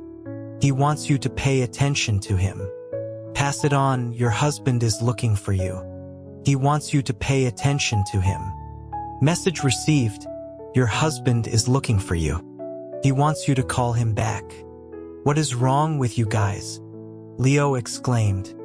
Julian, seeing that he wasn't replying to messages or answering voice calls, directly tagged him in the small game group. He didn't know how he found out he was playing games. Leo quickly went offline and called Julian. Julian didn't say what he wanted, first asking, "Did you win the game?" "We won 3 out of 4 rounds," Leo said with some pride. Not bad. Although it was the most ordinary praise, Leo was still very happy. Contentedly, he lay on his stomach on the pillow and also showed some concern for the hard-working Mr. Hayes. Julian briefly reported his schedule. The regional supplier came over in the afternoon to discuss business. "We're gonna have dinner together later and maybe go to the squash court." "Squash? Are you interested?" Julian asked. "Me? Yes." Julian's eyes lit up immediately, but he was also a little worried. "Is it convenient for me to go? They're all company vendors. You're at a higher level than them. Then I'll just say I'm the project manager." "No need. You can just be my partner." In that instant, Leo was once again sweetened by Julian. "Oh, partner. Then my level is definitely the highest." He controlled the corner of his mouth and asked what time. Julian told him a time. Leo looked at the clock, hung up, and went to change. Mr. Hayes had said not to dress too formally, but he still wanted to choose carefully. In the end, he chose a blue polo shirt with a collar and casual pants. Looking in the mirror, he found that his wrists were still red, symmetrically red on both hands. The kind you couldn't think about too closely. The shame that had gone missing in the middle of the night suddenly returned. His face flushed, and he fumbled to find 2 wristbands to cover the marks. The logo on the wristbands was also blue, matching the color of his shirt. The flaw was not noticeable. Leo readjusted his mindset, and the heat on his face finally subsided. "Vance, are you coming back online?" Sean asked in the small group without Julian. "Can't. I'm going out in a bit." He didn't even dare to mention Julian, otherwise it would seem like they were too clingy, which would be detrimental to their image. However, a minute later, Sean sent a smiley face. Chloe replied with 99 smiling emojis. The other 2 roommates did the same. Leo sent a smiley face back. The group fell silent. Leo pocketed his phone and went out. The business dinner was just a formality. Everyone didn't react much to meeting the boss's other half. It was nothing more than commercial flattery, praising his handsome looks and how he and Julian were a good match. The only one whose expression management was slightly out of control was the department head who had been taking good care of Leo. They had worked together and gone through hardship in the torrential rain. It was quite strange to suddenly know his relationship with the boss. He sat on Leo's left, greeted him formally, and then whispered, "No wonder, mister. Hayes came all this way and got so angry." Leo smiled. The factory in Miami had an accident. The boss was also doing it for the company. The head said, "You don't know how angry Mr. Hayes was that day. I heard that the factory lost Genius's order and will lose tens of millions this year. It's uncertain if they can survive until next year." This was the first time Leo had heard the detailed figures. Terminating a contract was common. From a working perspective, Leo didn't want the partner to attribute everything to personal feelings. From a business perspective, what Julian did was also correct. In front of outsiders, Julian was first the boss, then his lover. So Leo took a sip of water and said, "That factory has a weak sense of responsibility and poor emergency response capabilities. If they can't find another client after losing Genius, it means their business structure is problematic. Their poor post-incident public relations is their own problem." The head seemed to realize something from his expression, nodded, and closed his mouth. The topic was dropped. The dinner was a pleasant one for both hosts and guests. Several regional suppliers and the head then moved on to the squash court. Julian usually didn't go out with vendors. He had his own standards for business dealings. Most vendors were not worth his time. Today, he was willing to come purely because Leo was interested in squash. If Leo didn't like it, he wouldn't even have had dinner with them. In the VIP room of the squash court, several people changed into sportswear. Julian glanced at the wristbands Leo hadn't taken off. Leo poked him in the waist, and a smile flashed in his eyes. Julian took him to choose a racket. The court was divided into many independent spaces, for 2 people per group. Leo naturally followed Julian. He didn't know how to play. Julian helped him choose a blue squash ball with more elasticity. "Hold the racket like this." Julian demonstrated for him once. Leo learned quickly, but his movements were uncontrolled. As soon as he swung, his posture would deform. Squash required speed, which Leo couldn't master.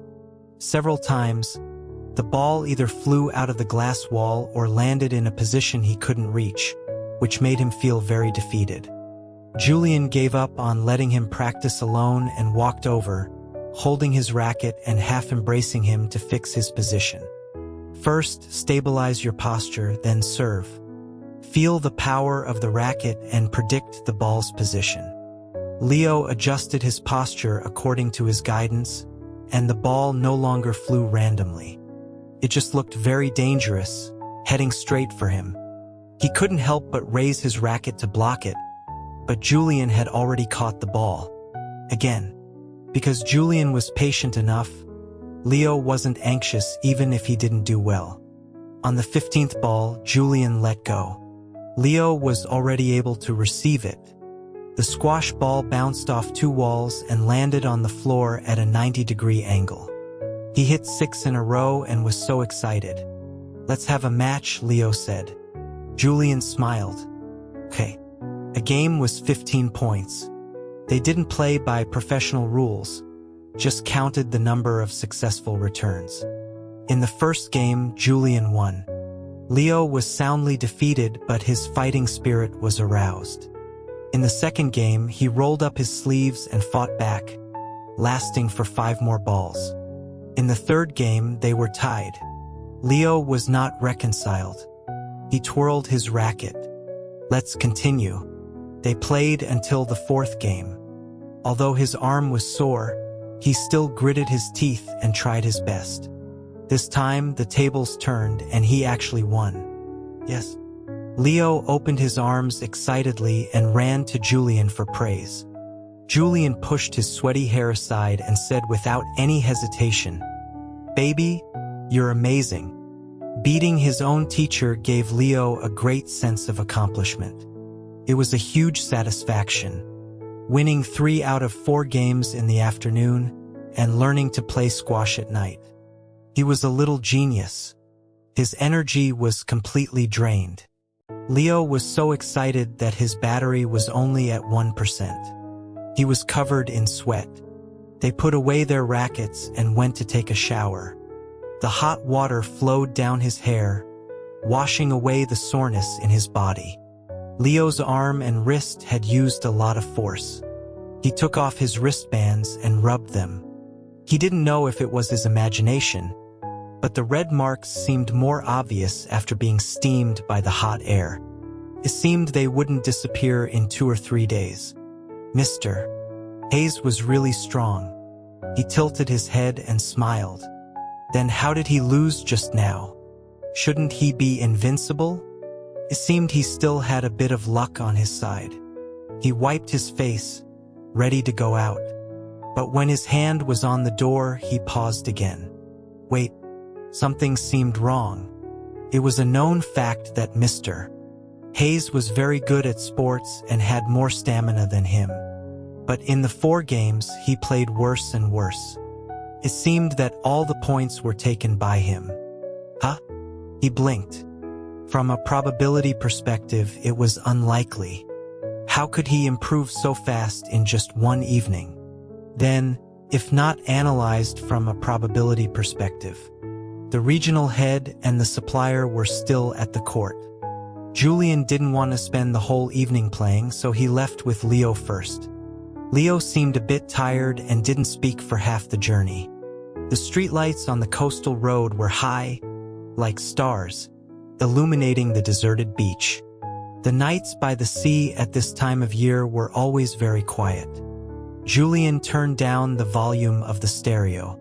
"We'll be home in half an hour. If you're tired, you can sleep for a while." Leo nodded. While waiting at a red light, Julian handed him a piece of clothing. It was his own suit jacket. Leo secretly sniffed the scent on it. The car started again and drove towards the next intersection. In the darkness, Leo turned his head to look at Julian, lost in thought for a long time. Suddenly, he called out, "Husband." The sound of the wheels screeching to a halt filled the air.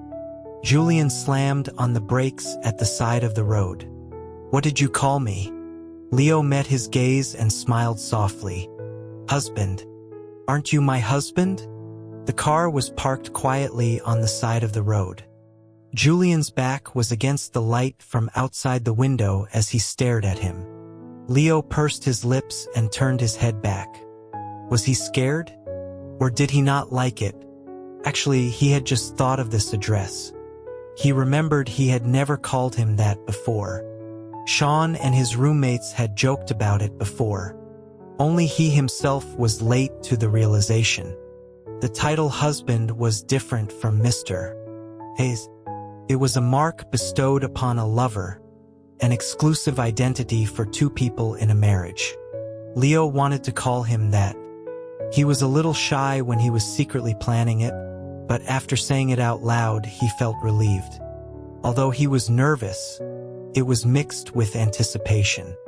The air conditioning was on in the car, but the temperature was gradually rising. Neither of them spoke. Leo could hear his own heart beating. He licked his lips, seeming to find the silence unbearable. In the silence, Julian leaned back in his seat. "Let's go to the beach." The engine started again. Leo's face immediately burned. The car turned at the fork in the road ahead. A small road led directly to a deserted beach. There were no lights on the sea, and you couldn't see your hand in front of your face. The waves crashed against the reefs, washing over the beach. The only light on the ground was from the car's headlights.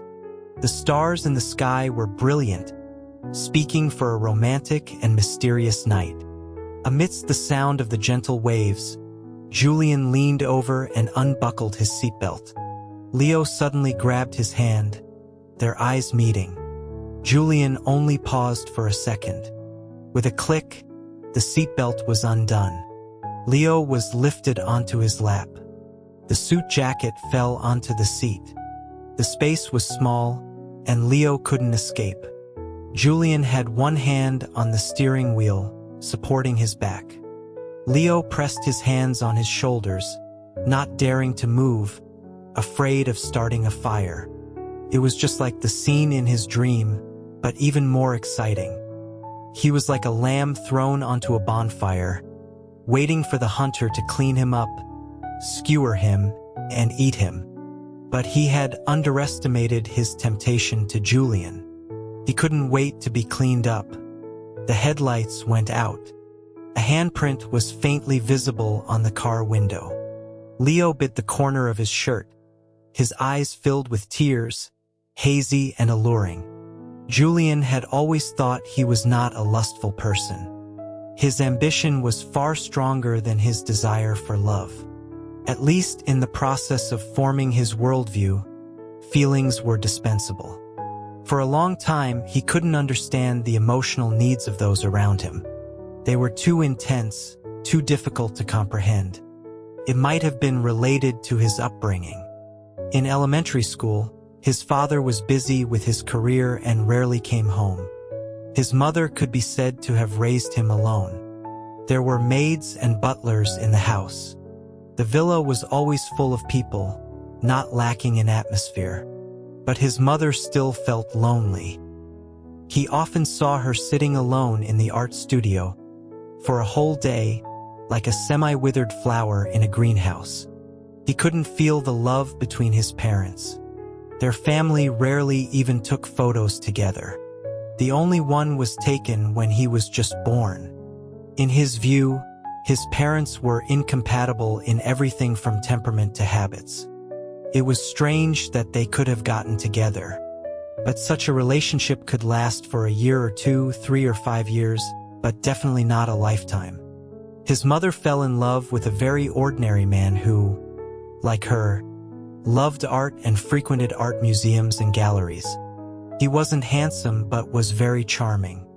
His mother didn't hide her thoughts and mentioned him in front of her son. Her eyes were finally filled with light. He was young then and didn't understand what his mother was saying. The distant relationship between his parents made him feel lost. Why did the adult world have to have love? His mother's change was eventually discovered by his father. Mr. Hayes was furious. For the first time, he stopped the project at hand and rushed home. He was trembling with anger, almost razing the villa to the ground. It was a long and protracted struggle. Every day something was destroyed. Every day his mother would say sorry to the young him. In the end, it was his mother who won. In the name of love, she ended this long marriage. Before leaving this cage, his mother asked him who he wanted to be with. He naturally leaned towards her. When the butler was packing his luggage, He looked at the empty room and wondered what a loving home would be like. Would it be better than the past? He was a good student then, often getting full marks. His academic performance was considered a model of a genius by his teachers. But he felt that the relationships between people were more complex, like an unsolvable puzzle. He had no experience and couldn't give his parents any help. The consequences of drifting with the current were particularly bleak. He didn't see a warm mother. The home in his dream turned out to be another hell, a curse from which there was no escape. His mother's first long marriage was like a gorgeous shell. Her second marriage was a nightmare, beautiful on the outside but rotten on the inside. The man who made her risk everything was actually of poor character, not someone worthy of entrusting her life to. He even dragged him into the vortex. If his father hadn't taken him back at a critical moment, he estimated that he would have disappeared. Disappeared in that cold mansion or on a rainy night on the highway. When the motorcycle fragments entered his waist, he thought, so feelings are a sharp blade. The coastal road that day was as dark as tonight. The only difference was the person in his arms. Leo was like a gem he had accidentally fished out of the vast ocean. His light was gentle. He grew up in a coral reef wrapped in love. He was occasionally a bit slow, but he was very good at giving love. He had sensed his avoidance and cowardice when facing feelings. He was clearly very sad himself, but he was willing to give him the right to open the permissions, which was equivalent to putting that blade into his pocket. Whether he was willing to be stabbed or given candy, he would accept it. Only now did he understand what Leo meant to him. Every kind of feeling needs hints and guidance. Leo had taught him, in his own way, to face feelings and to face his own desires. Happy or unhappy emotions are human nature. It's okay to vent a little. There's nothing wrong with love itself. These were all things he had taught him. Julian held that slender waist and buried his face in his neck, like sniffing catnip, addictive. We are all mortals in this world. No one is spared. Leo had aroused all his thoughts about love. A simple change of address had started a beautiful dream. He could now ask himself again at any time, what is a loving home like? Will it be better than the past? He already had the answer without having to search for it. It would be, because he was there. His wet fingertips found the right angle. Leo melted in his palm. He coaxed the person in his arms. Baby, say it again. Okay? Leo bit his t-shirt, his eyes glazed over, and whimpered, shaking his head. Julian pulled the corner of his shirt out of his mouth. Say it. Tears welled up in Leo's eyes, about to fall. Husband. Julian kissed his delicate Adam's apple. Good boy. Their addresses finally matched, which was a wish come true. A storm came quickly and left slowly. It was both expected and unexpected. Leo had intended to reward Mr. Hayes, but each time he gave too much, making people want more and more, unable to stop. They moved from the front seat to the back. The sound of the waves couldn't cover the sounds in the car. After the sudden rain, Leo had one foot still propped up on the back of the seat. It was so exciting at night. He couldn't take it. The corners of his eyes and his nose were all red.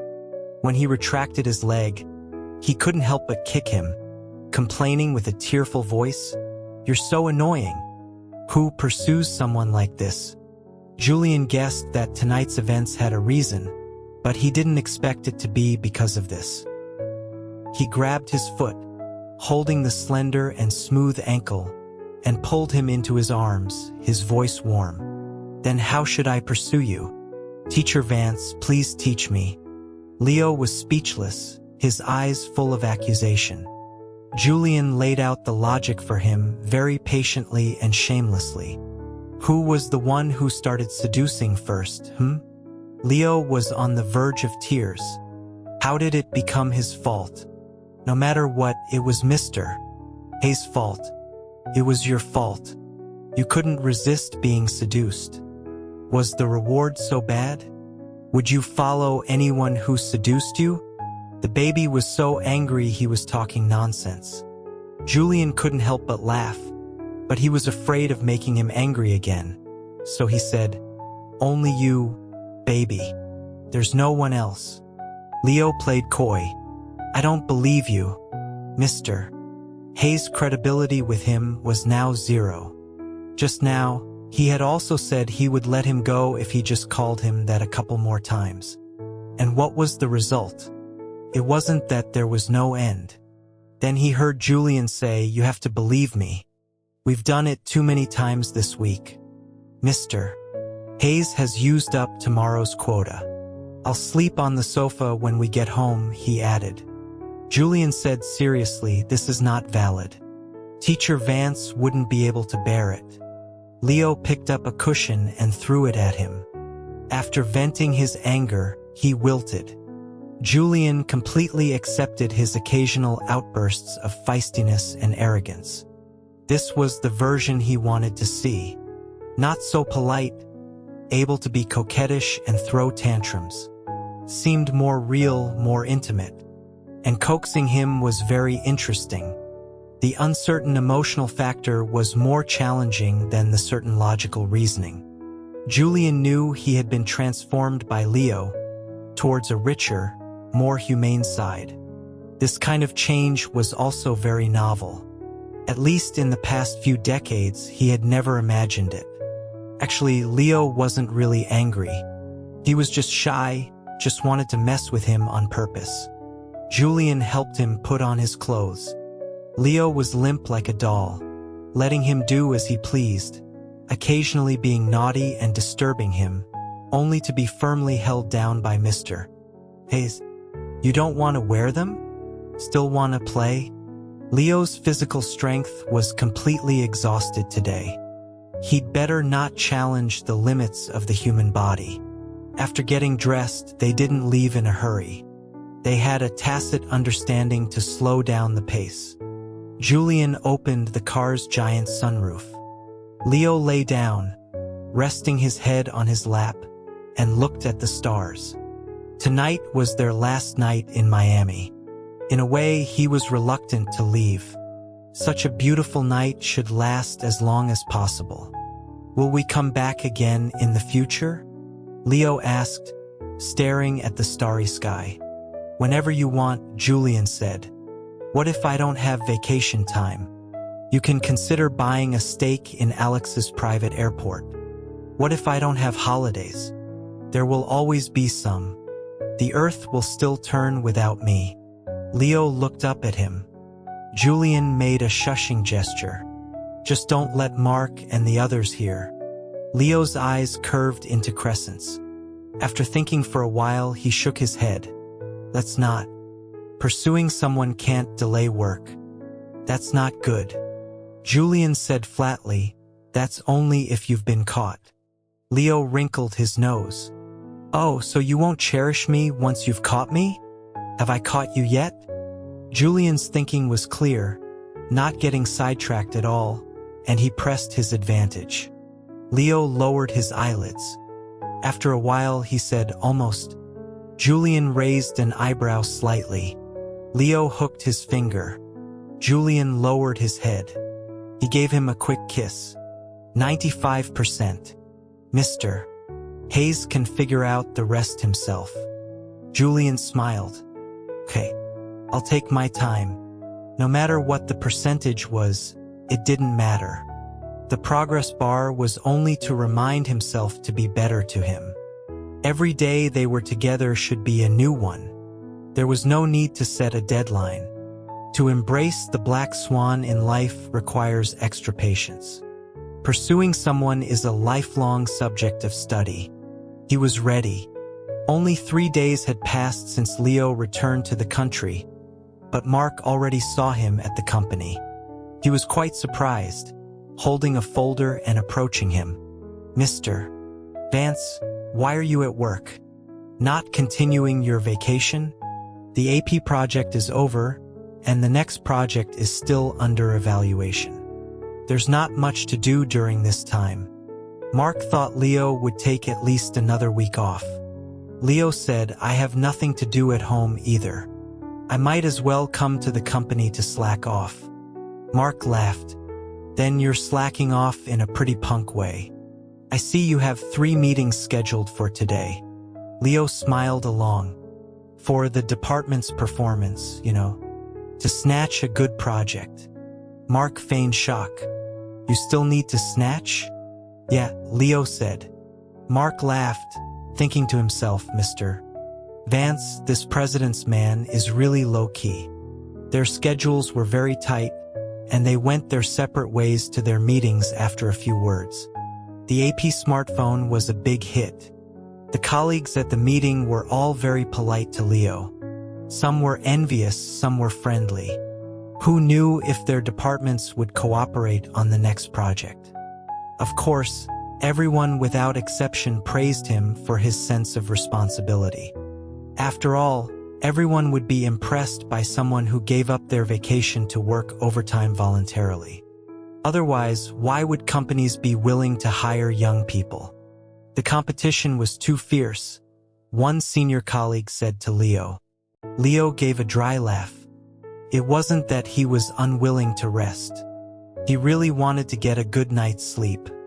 What time do you get off work tonight? A text popped up not long after the meeting started. The content was simple, but Leo felt a familiar clinginess from a certain someone.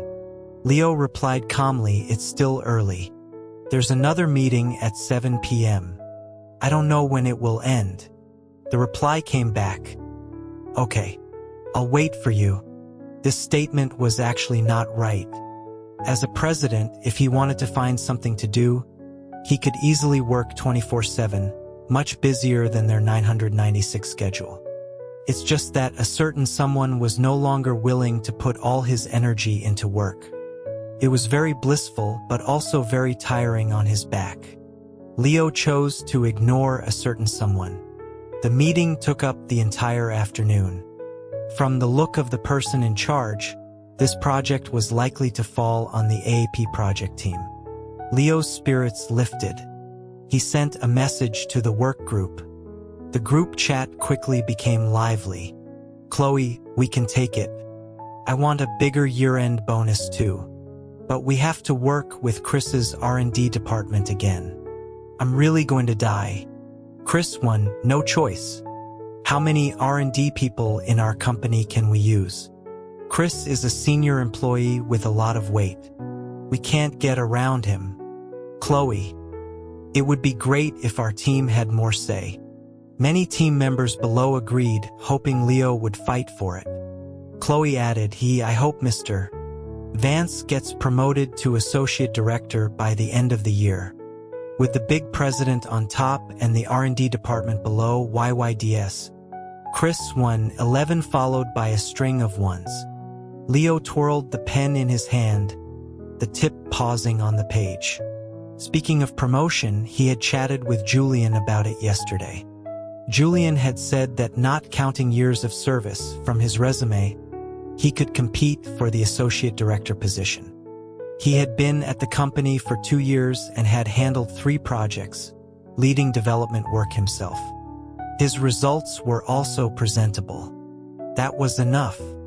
Even if he went out and started a small studio now, he would be qualified to stand in front of investors and pitch. Promotion and salary increase are the most normal processes in the workplace. Leo didn't have a phased plan, but he felt that his promotion speed was a bit fast. Even if it was a startup without strict requirements, it was still too fast. After thinking about it, he said, let's wait. Compared to the seniors in the company, I don't have enough experience. I need to do more projects. At least wait until after this year to participate in the competition. Julian didn't want to interfere too much and just told him to follow his own pace. After all, the person was right under his nose. He wouldn't let him be wronged. He also said that if he had any ideas about personnel allocation, he could find him anytime. Julian's words gave him a lot of confidence. Maybe he would still try to solve problems himself and not go to Julian to tattle, but having a backer made his mentality different. Leo joked, "You guys work hard too. Maybe one of you will get promoted faster than me. I'll just follow you. Chloe, Chris won. As you wish." The third meeting lasted until 8 p.m. Leo didn't feel tired. Being back in a familiar environment was like a fish in water, much more comfortable than being in Miami. After separating from his colleagues, he went back to his desk. The team members had already left. The area where his department was located was only lit by his desk lamp. There was a small box on his desk. He raised an eyebrow and opened it. It was a piece of strawberry cheesecake. He knew at a glance who had sent it. Coming home? For the past few days, Leo had already changed the pinned contact name to Greedy Cat. The reply came back. Impromptu meeting. Wait for me. Finish the cake and I'll be done. Leo's eyes curved. He didn't mind having a late-night snack. He had been so active these past few days. What was wrong with a little snack? He deserved it. The strawberry flavor was very good, fragrant and sweet. Leo ate while reading a data report, finishing it in about 10 minutes. Julian appeared in the aisle right on time. He was about to go up to him when he saw that he was followed by people from the R&D department, including Chris. He immediately stood still and said professionally, "Mr. Hayes." Julian motioned for the employees behind him to go first. The R&D department saw that he had something to say to Leo and didn't linger, dispersing on their own. The huge floor was left with only the two of them. Mr. Hayes seems to value Mr. Vance a lot. While waiting for the elevator, someone from the R&D department chatted. Of course. He's young, willing to work hard, and capable. I heard from the business department that he might be promoted to associate director this year. No way, one person said with a look of surprise. Jumping 4 levels in less than 3 years? That's not appropriate, is it? Even Chris. Halfway through his sentence, his sleeve was pulled. He reacted and glanced at Chris beside him, then changed his tune. The business department and our R&D department are different. R&D doesn't look at titles, but at seniority and experience. Their titles are all just for show. The people around them all agreed. The person who spoke glanced at Chris and saw that his expression had improved, feeling relieved. If it weren't for our department's support, they wouldn't have been able to research the AP project. So, the tech industry ultimately relies on technology, not on looks and words. The person who said this was older and from the same batch as Chris. The others heard this and knew he was siding with Chris and the R&D department, so they naturally nodded and smiled to show respect to the senior. The elevator arrived. Chris went in first. From his angle, he could vaguely see Julian and Leo still standing together, not knowing what they were talking about. He watched them with a cold look, sneering in his heart. At his desk, Leo watched Julian walk towards him, a little avoidant. He whispered a reminder, "Be careful at the company." This was something they had agreed on long ago. Julian had no intention of breaking the rule, but he couldn't help himself when he passed by. Seeing his cautiousness, he said, "There's no one here anymore." Indeed, Leo threw away the things on his desk, ready to leave. "Was it good?" he asked, referring to the strawberry cheesecake. Leo said it was delicious, from the same shop as before. But that shop doesn't do delivery. Mark passed by in the afternoon and helped me get it." "Oh, I see." Julian didn't move, raising an eyebrow, as if to say, "Is that all?" How could Leo not know what he was thinking? He rolled his eyes at him, looked around to make sure there was no one, then hooked his tie, pulled him over, and gave him a quick kiss. To be honest, it was quite exciting. Leo's face turned red. Let's go, let's go. We can kiss at home. Why do we have to do it at the company? Leo whispered, shooing him away. Julian laughed. The two of them finally left the building, one after the other. On the way, Leo talked about his work and the meeting today, asking if the person for the AICG project had been decided. Julian glanced at him in the rearview mirror. You can just ask directly. Leo immediately rephrased his question. Will the project be assigned to our team? 90%. You'll be notified in a few days, Julian said. Leo nodded. Julian then added, this decision wasn't made by me alone. The project is in the tens of millions. The senior management team did an overall performance evaluation. Your team has strong momentum and can continue to do well. This was to tell him that he had his own selfish motives but wasn't being biased. Leo didn't need to feel any psychological pressure. Didn't you say your team is short-staffed? I'll have HR send you some resumes in a few days. You can pick and see if there's anyone suitable. This was like someone giving you a pillow when you're sleepy. Julian had sent the whole set. Leo was relieved. Thank you, husband, he said. Hearing this, Julian nodded with satisfaction. There weren't many things that could make him happy in a 24-hour day. Coaxing him happened to be one of them. The soft little cake immediately turned into a sweet little cake. Julian didn't like sweets before, but now he had changed. He couldn't wait to find sugar for himself every day. It was good that his taste had changed. Leo immediately got busy. The next day, HR gave him a stack of resumes. Genius Tech was very popular this year. As a rising star, it was very popular in the job market.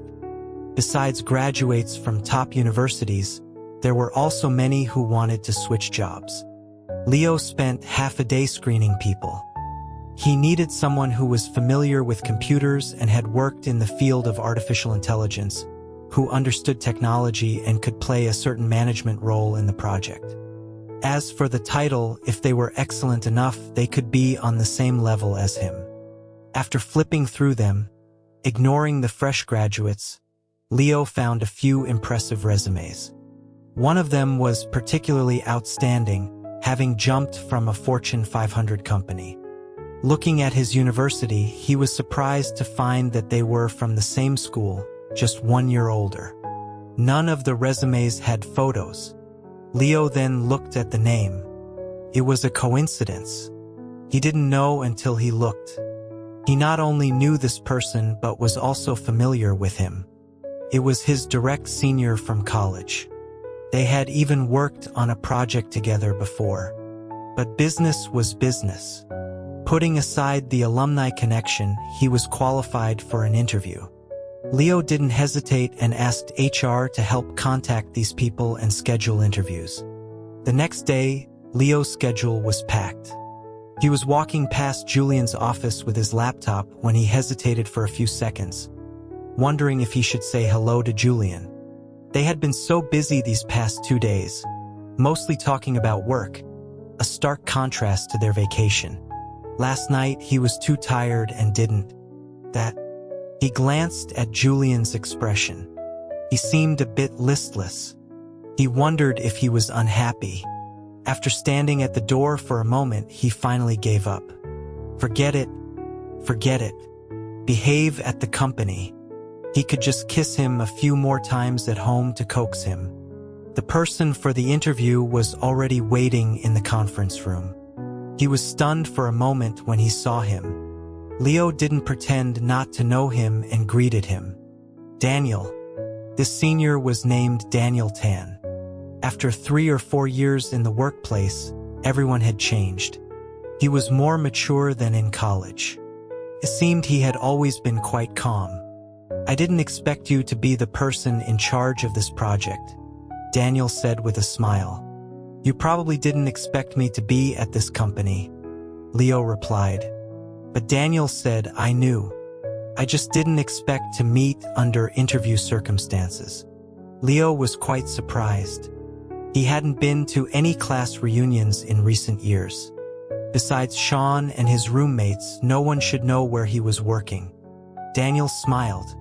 I heard about it from our professors when I went back to school to visit them. Leo nodded. I see. After getting a general idea of the situation, he cut the small talk and got to the point. Normally, I shouldn't be interviewing you. But this project is in my hands after all, so I came to talk to you for a bit. There will be a second interview later. I'll follow the company's arrangements. 2 rounds of interviews are nothing. My previous employer had 5. Our company has fewer procedures, Leo said. Daniel nodded. The 2 of them went through the interview process. It was a match of wits, seamless and efficient. There was almost nothing to fault. He was indeed the resume he had picked. No, he was indeed a student taught by the same group of professors. You are very suitable for this position, Leo said with emotion. Daniel raised an eyebrow and smiled. I'm lucky to be able to contribute to the company's upcoming projects. He was very articulate. In college, this senior was famous for his high emotional intelligence. The professors liked him and the students liked him too. He was the class president for 4 years and the student union president for 2 years. Speaking of this, Leo was quite curious. Your personal abilities are already very strong. You could have continued to climb the ladder at your previous company. Why did you suddenly want to switch to genius? Daniel tilted his head. Maybe because genius is popular. This answer was also reasonable and acceptable. Leo had no more questions. As he was leaving, Daniel said, Are you free for dinner tonight? Now that the business is over, do we have a chance to catch up? Leo thought about it. He didn't have to work overtime today, and it was rare to meet an alumnus. Okay, let's meet at 7. Daniel said, I've already resigned. I'm free anytime. Then he smiled slightly. See you tonight. If you have any restaurant recommendations, you can send me the address. Okay. As for restaurants, he rarely ate out himself, only going to a few with Julian. The food was all pretty good. He went back to his desk, found a place, and sent it to Daniel. He also left a message for Julian, saying he was going to have dinner with an alumnus tonight. Julian replied quickly, Okay. Leo obediently sent him a kissing emoji. Julian replied again, Kiss what? Leo immediately. He took a deep breath and resigned himself to his fate for the nth time. Kiss my husband. After sending it, he thought, since he had coaxed him on his phone, he didn't need to do it when he got home. There should be a limit on the number of kisses. After reporting, he picked up his shame again and continued to work. He worked until 6:30. Leo sent the email and left the company. They met at an Italian restaurant that was quiet and suitable for conversation. When Leo arrived, Daniel was already there. Sorry, have you been waiting long? We arrived at about the same time, Daniel said. He poured Leo a glass of water and handed him a small box. Long time no see. I was thinking of getting you a gift. I couldn't find anything suitable. This is a small thing I found at an overseas market. It's not expensive. Just a gift for our long-awaited reunion.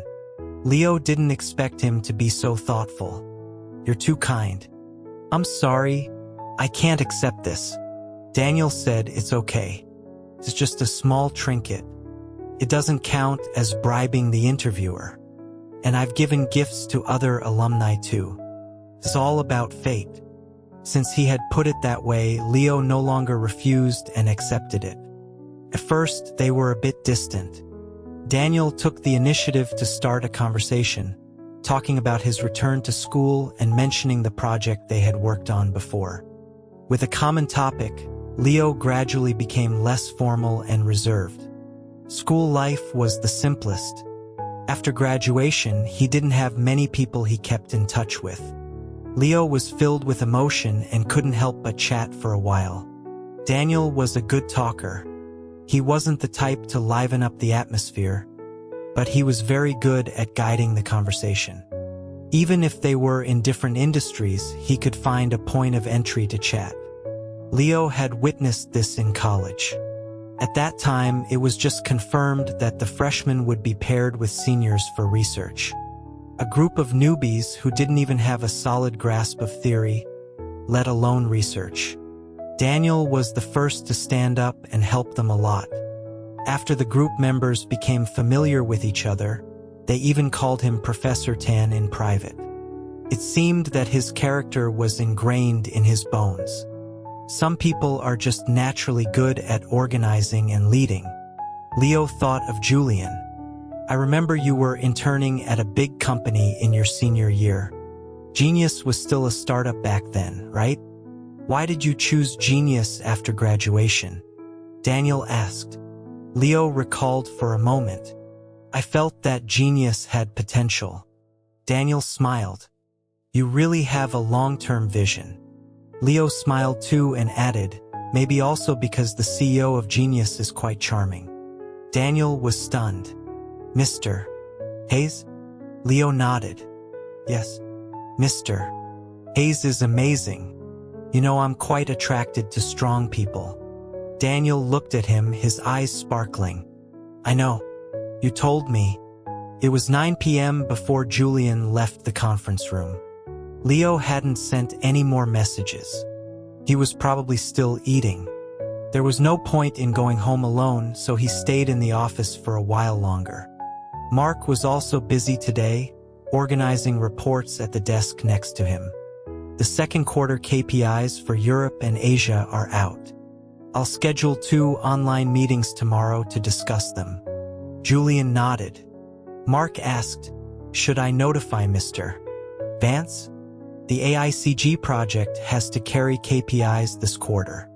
Do we need to align the pace? Not for now. He's busy recently. Let's schedule the meeting after the project personnel are in place. The new project hasn't started yet, so the KPIs can be postponed. Okay. After organizing, Mark picked out the AICG form and handed it to Julian. I saw Mr. Vance interviewing new people today. He said they could be on board in a couple of days. The form had Leo's signature. Julian took it and glanced at it. The final decision on the few people to be interviewed was not made by Julian. It was entirely up to the department managers, who would then report to the president's office. So it was normal that he didn't know. Mark kept a string in his heart. It was about Mr. Vance, so it was better to think more. Hearing this, he said 3. 1 manager level, 2 fresh graduates. And an intern that's not confirmed yet. Julian nodded. Then he heard Mark say, I heard that the person who applied for the manager position is Mr. Vance's senior. What a coincidence. But before he could finish, he saw that Julian's expression was not right. The end of his sentence trailed off and disappeared in his throat. Mark almost bit his own tongue. Oh, Mr. Vance hadn't told Mr. Hayes about this, had he? Senior? Yes, it seems so. He hadn't said that. Mark took a deep breath. I just heard it. Maybe they're just from the same school and department. Julian raised an eyebrow slightly and reached for his phone. The pinned contact name was Baby. The last message was at 6:30. Home yet? He asked. On my way back. You? Still at the office? Just finished, Julian said. Then he asked him, is the place you're eating at far from home? I'll pick you up. Leo replied with a smiling rabbit emoji. No need. It's the Italian restaurant we've been to before. Just 2 kilometers. I'll take a cab back. Julian's gaze paused. After a long moment, he put down his phone. From the same school and department, applying for a position in the same department, and having dinner after the interview. The place they went to was a restaurant they had been to before. Mark didn't dare to make a sound. "Please send me the resumes of today's interviewees." Mark nodded quickly. He felt a chill down his back. This mouth of his. He really needed to remind himself to think more and speak less. Otherwise, he might not be able to hold on to his job. When Leo got home, he saw that the living room light was already on. He pushed open the door. Julian was sitting on the sofa with a laptop on his lap. Seeing that he was still busy, Leo went into the room to change his clothes first. He put the gift Daniel had given him in the drawer. "Home?" Daniel sent a message. "Just got back," Leo replied. Daniel replied, "It was great seeing you today. We'll be colleagues from now on. Please guide me." He was very polite. Leo immediately replied politely as well. After all, they hadn't seen each other for 3 years. Their relationship couldn't go back to being as close as in college. Fortunately, Daniel was not an enthusiastic person. If his personality was as forward as Alex's, he would definitely not be able to handle it. He would probably have moved his resume to another department. Daniel's profile picture was a white rose and a slice of cake, like an afternoon tea. After they finished their conversation, Leo watched his profile picture get drowned out by his numerous work groups. The department members, hearing that there would be a new person joining soon, all started gossiping.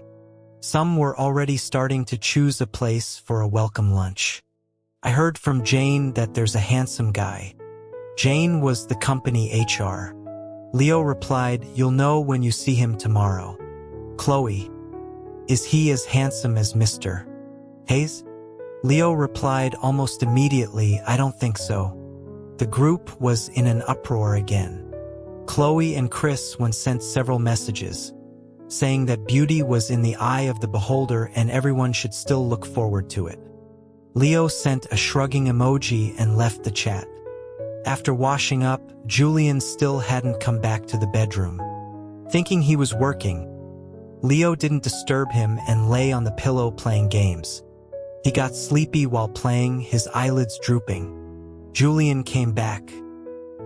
He hummed and, with his eyes closed, scooted towards Julian. Julian wrapped his arms around him. Being in each other's arms, they weren't as sleepy anymore. He always felt like something was missing. It was probably a habit they had developed over the past few days.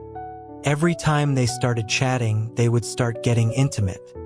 Leo would say not today and set a rule of 3 times a week, but he was very weak-willed and would soften after a few more kisses.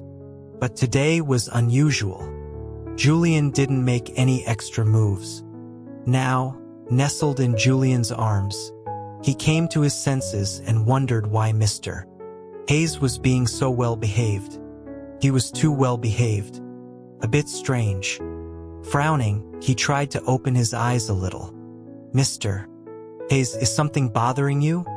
Julian looked down at him, seeming to pause for a moment. "No." Leo's intuition told him something was wrong. He opened his eyes and looked at him. In the brief silence, he heard him ask, "Did you have a good time with your senior tonight?" Against the light, Julian stroked his hair. He had already suppressed it. After all, having dinner with a senior was not a big deal. It wasn't worth holding on to. He had also seen this person's resume. It was normal for him to join the company through regular recruitment. He was qualified, but not asking about it was indeed uncomfortable. Leo moved out of his arms and smiled sleepily. The light from the lamp made him look soft. "What is it? Is Mr. Hayes jealous?" Julian's fingertips paused. "Do you want the truth?" "Yes," Leo said. "A little." He wasn't sleepy anymore. The sleepiness had almost been scared away. He didn't know before that Mr. Hayes was so prone to jealousy. He had discovered another cute trait. You didn't tell me he was your senior, Julian said. Is it important? Leo blinked. Very important, Julian said, turning on his side to look at him. The relationship between friends and seniors is different. Leo laughed, wrinkling his nose. Then why don't you say that the relationship between a senior and a husband is like heaven and earth? Seeing Julian's serious expression, Leo simply told him about their conversation tonight. That's it. Daniel is a relatively gentle person, the same to everyone. And as far as I know, he's also straight. Julian didn't comment on his judgment. Leo explained that he hadn't dated in college, but more girls pursued him than boys. His roommate also said he liked girls. Julian simply replied after listening. Fearing he wouldn't believe him, Leo added, I'm not a chick magnet. Look at my friends, none of them like me. Julian was silent for a moment. Not necessarily, he said. You are very outstanding. Except for a few muddle-headed playboys, most people wouldn't dare to like you. They're afraid they can't catch you. Wow, what a high evaluation. And how did he manage to praise both of them at once, including himself? His skill was truly profound, breathtaking. He leaned in to look at him. Julian's eyes held a question. Leo said, Mr. Hayes, you're so good with words. Julian's expression didn't change. He said flatly, a conclusion drawn from experience. There is a factual basis. The little figure in Leo's heart was already rolling on the floor with the blanket. Happy. After the excitement wore off, Leo asked, a little deliberately, so what if someone likes me? Julian glanced at him, seeming to see through his little game. Let them like you, he said. This answer was not quite what Leo had expected. Then Leo heard Julian continue, they've already lost the chance to compete. So cool. Leo smiled, his eyes curving. Just then, Julian's voice suddenly got closer. Aren't you going to say something? The two of them were lying on their sides, facing each other. Leo's body fit perfectly with his, like two cuddling animals. Leo followed the sound and looked up, kissing Julian's chin, wetting his jaw. What does Mr. Hayes want to hear? Leo asked. Under the thin blanket, Julian pinned him down. His voice had a sexy, hoarse quality unique to the night. He called him baby, then patiently taught him you have to say, you are mine. Leo's hands automatically wrapped around his waist, and he obediently repeated, I am yours. A warm body pressed down, flipping the switch for the late night. The next day, thanks to Mr. Hayes' mercy, Leo woke up feeling refreshed. The new hires were starting this week. Leo specifically instructed the team members to come to the company a little earlier today. The first to arrive was naturally Daniel, who was between jobs. He appeared at his desk in a sharp suit, earning starry eyes from Chloe, who was so excited she was just short of asking for a photo and autograph. At that moment, Leo only glanced at him before going to the HRBP to connect. Just 10 meters away, he received a text from Chloe. This is not handsome. Vance, is your taste limited to Mr. Hayes? Oh, sorry, and your boyfriend? Two types. Leo replied righteously, yes. What's wrong? Chloe sent him a string of question marks and then asked, help. Does Manager Tan have a partner? Leo replied casually, I don't think so. Chloe was very excited. According to Chris 1, he's already making a plan to pursue him. Leo had nothing to say to this, only wishing him success. A while later, his phone buzzed again. In the welcome group for the new hires, everyone was clapping and sending red envelopes. Leo sent a relatively large one. Daniel claimed it and said, Thanks, Manager Vance. I'll take this as a good start. The team members below followed with a string of rubbing off on the good luck. Daniel had prepared gifts for everyone. placing them in the empty space at the entrance. Colleagues who had arrived could take the wrapped packages first. "You're too kind. Thank you," everyone said. Seeing this message, Leo was completely relieved. Mr. Hayes' jealousy was completely unfounded. However, seeing the picture Chloe shared, Leo raised an eyebrow. "So fresh. Strawberry lovers will love this. So many. I can take some home to make strawberry jam." Daniel sent a smiling face. "As long as you like it." Leo carefully recalled Daniel from his college days. Whether in terms of grades or appearance, he was very outstanding in the computer science department. Such an outstanding person was once a role model for them, the younger students. After graduation, he could have continued to climb the ladder, possibly being promoted to department director in 5 years. Now, he had switched to genius and was on the same level as him.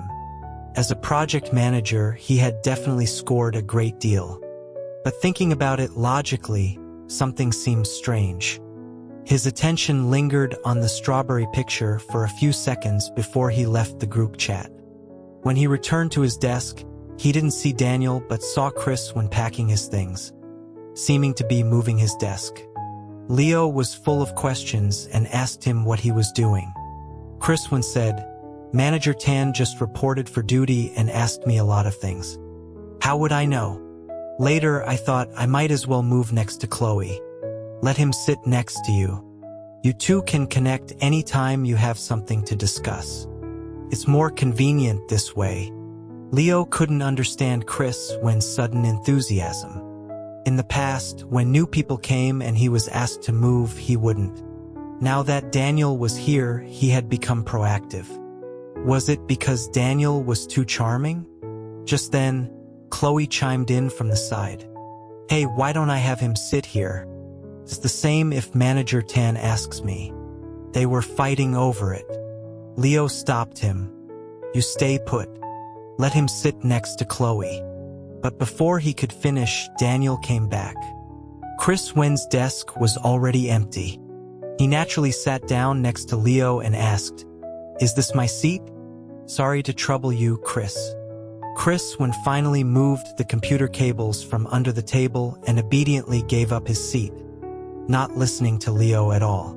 "It's a small matter. I don't have many things." If Leo objected again, it would seem petty.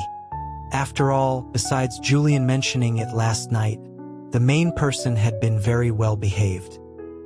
He repeated in his heart several times, "Don't overthink it," clearing his mind of the vague doubts. The strawberry and the seat should be just a coincidence.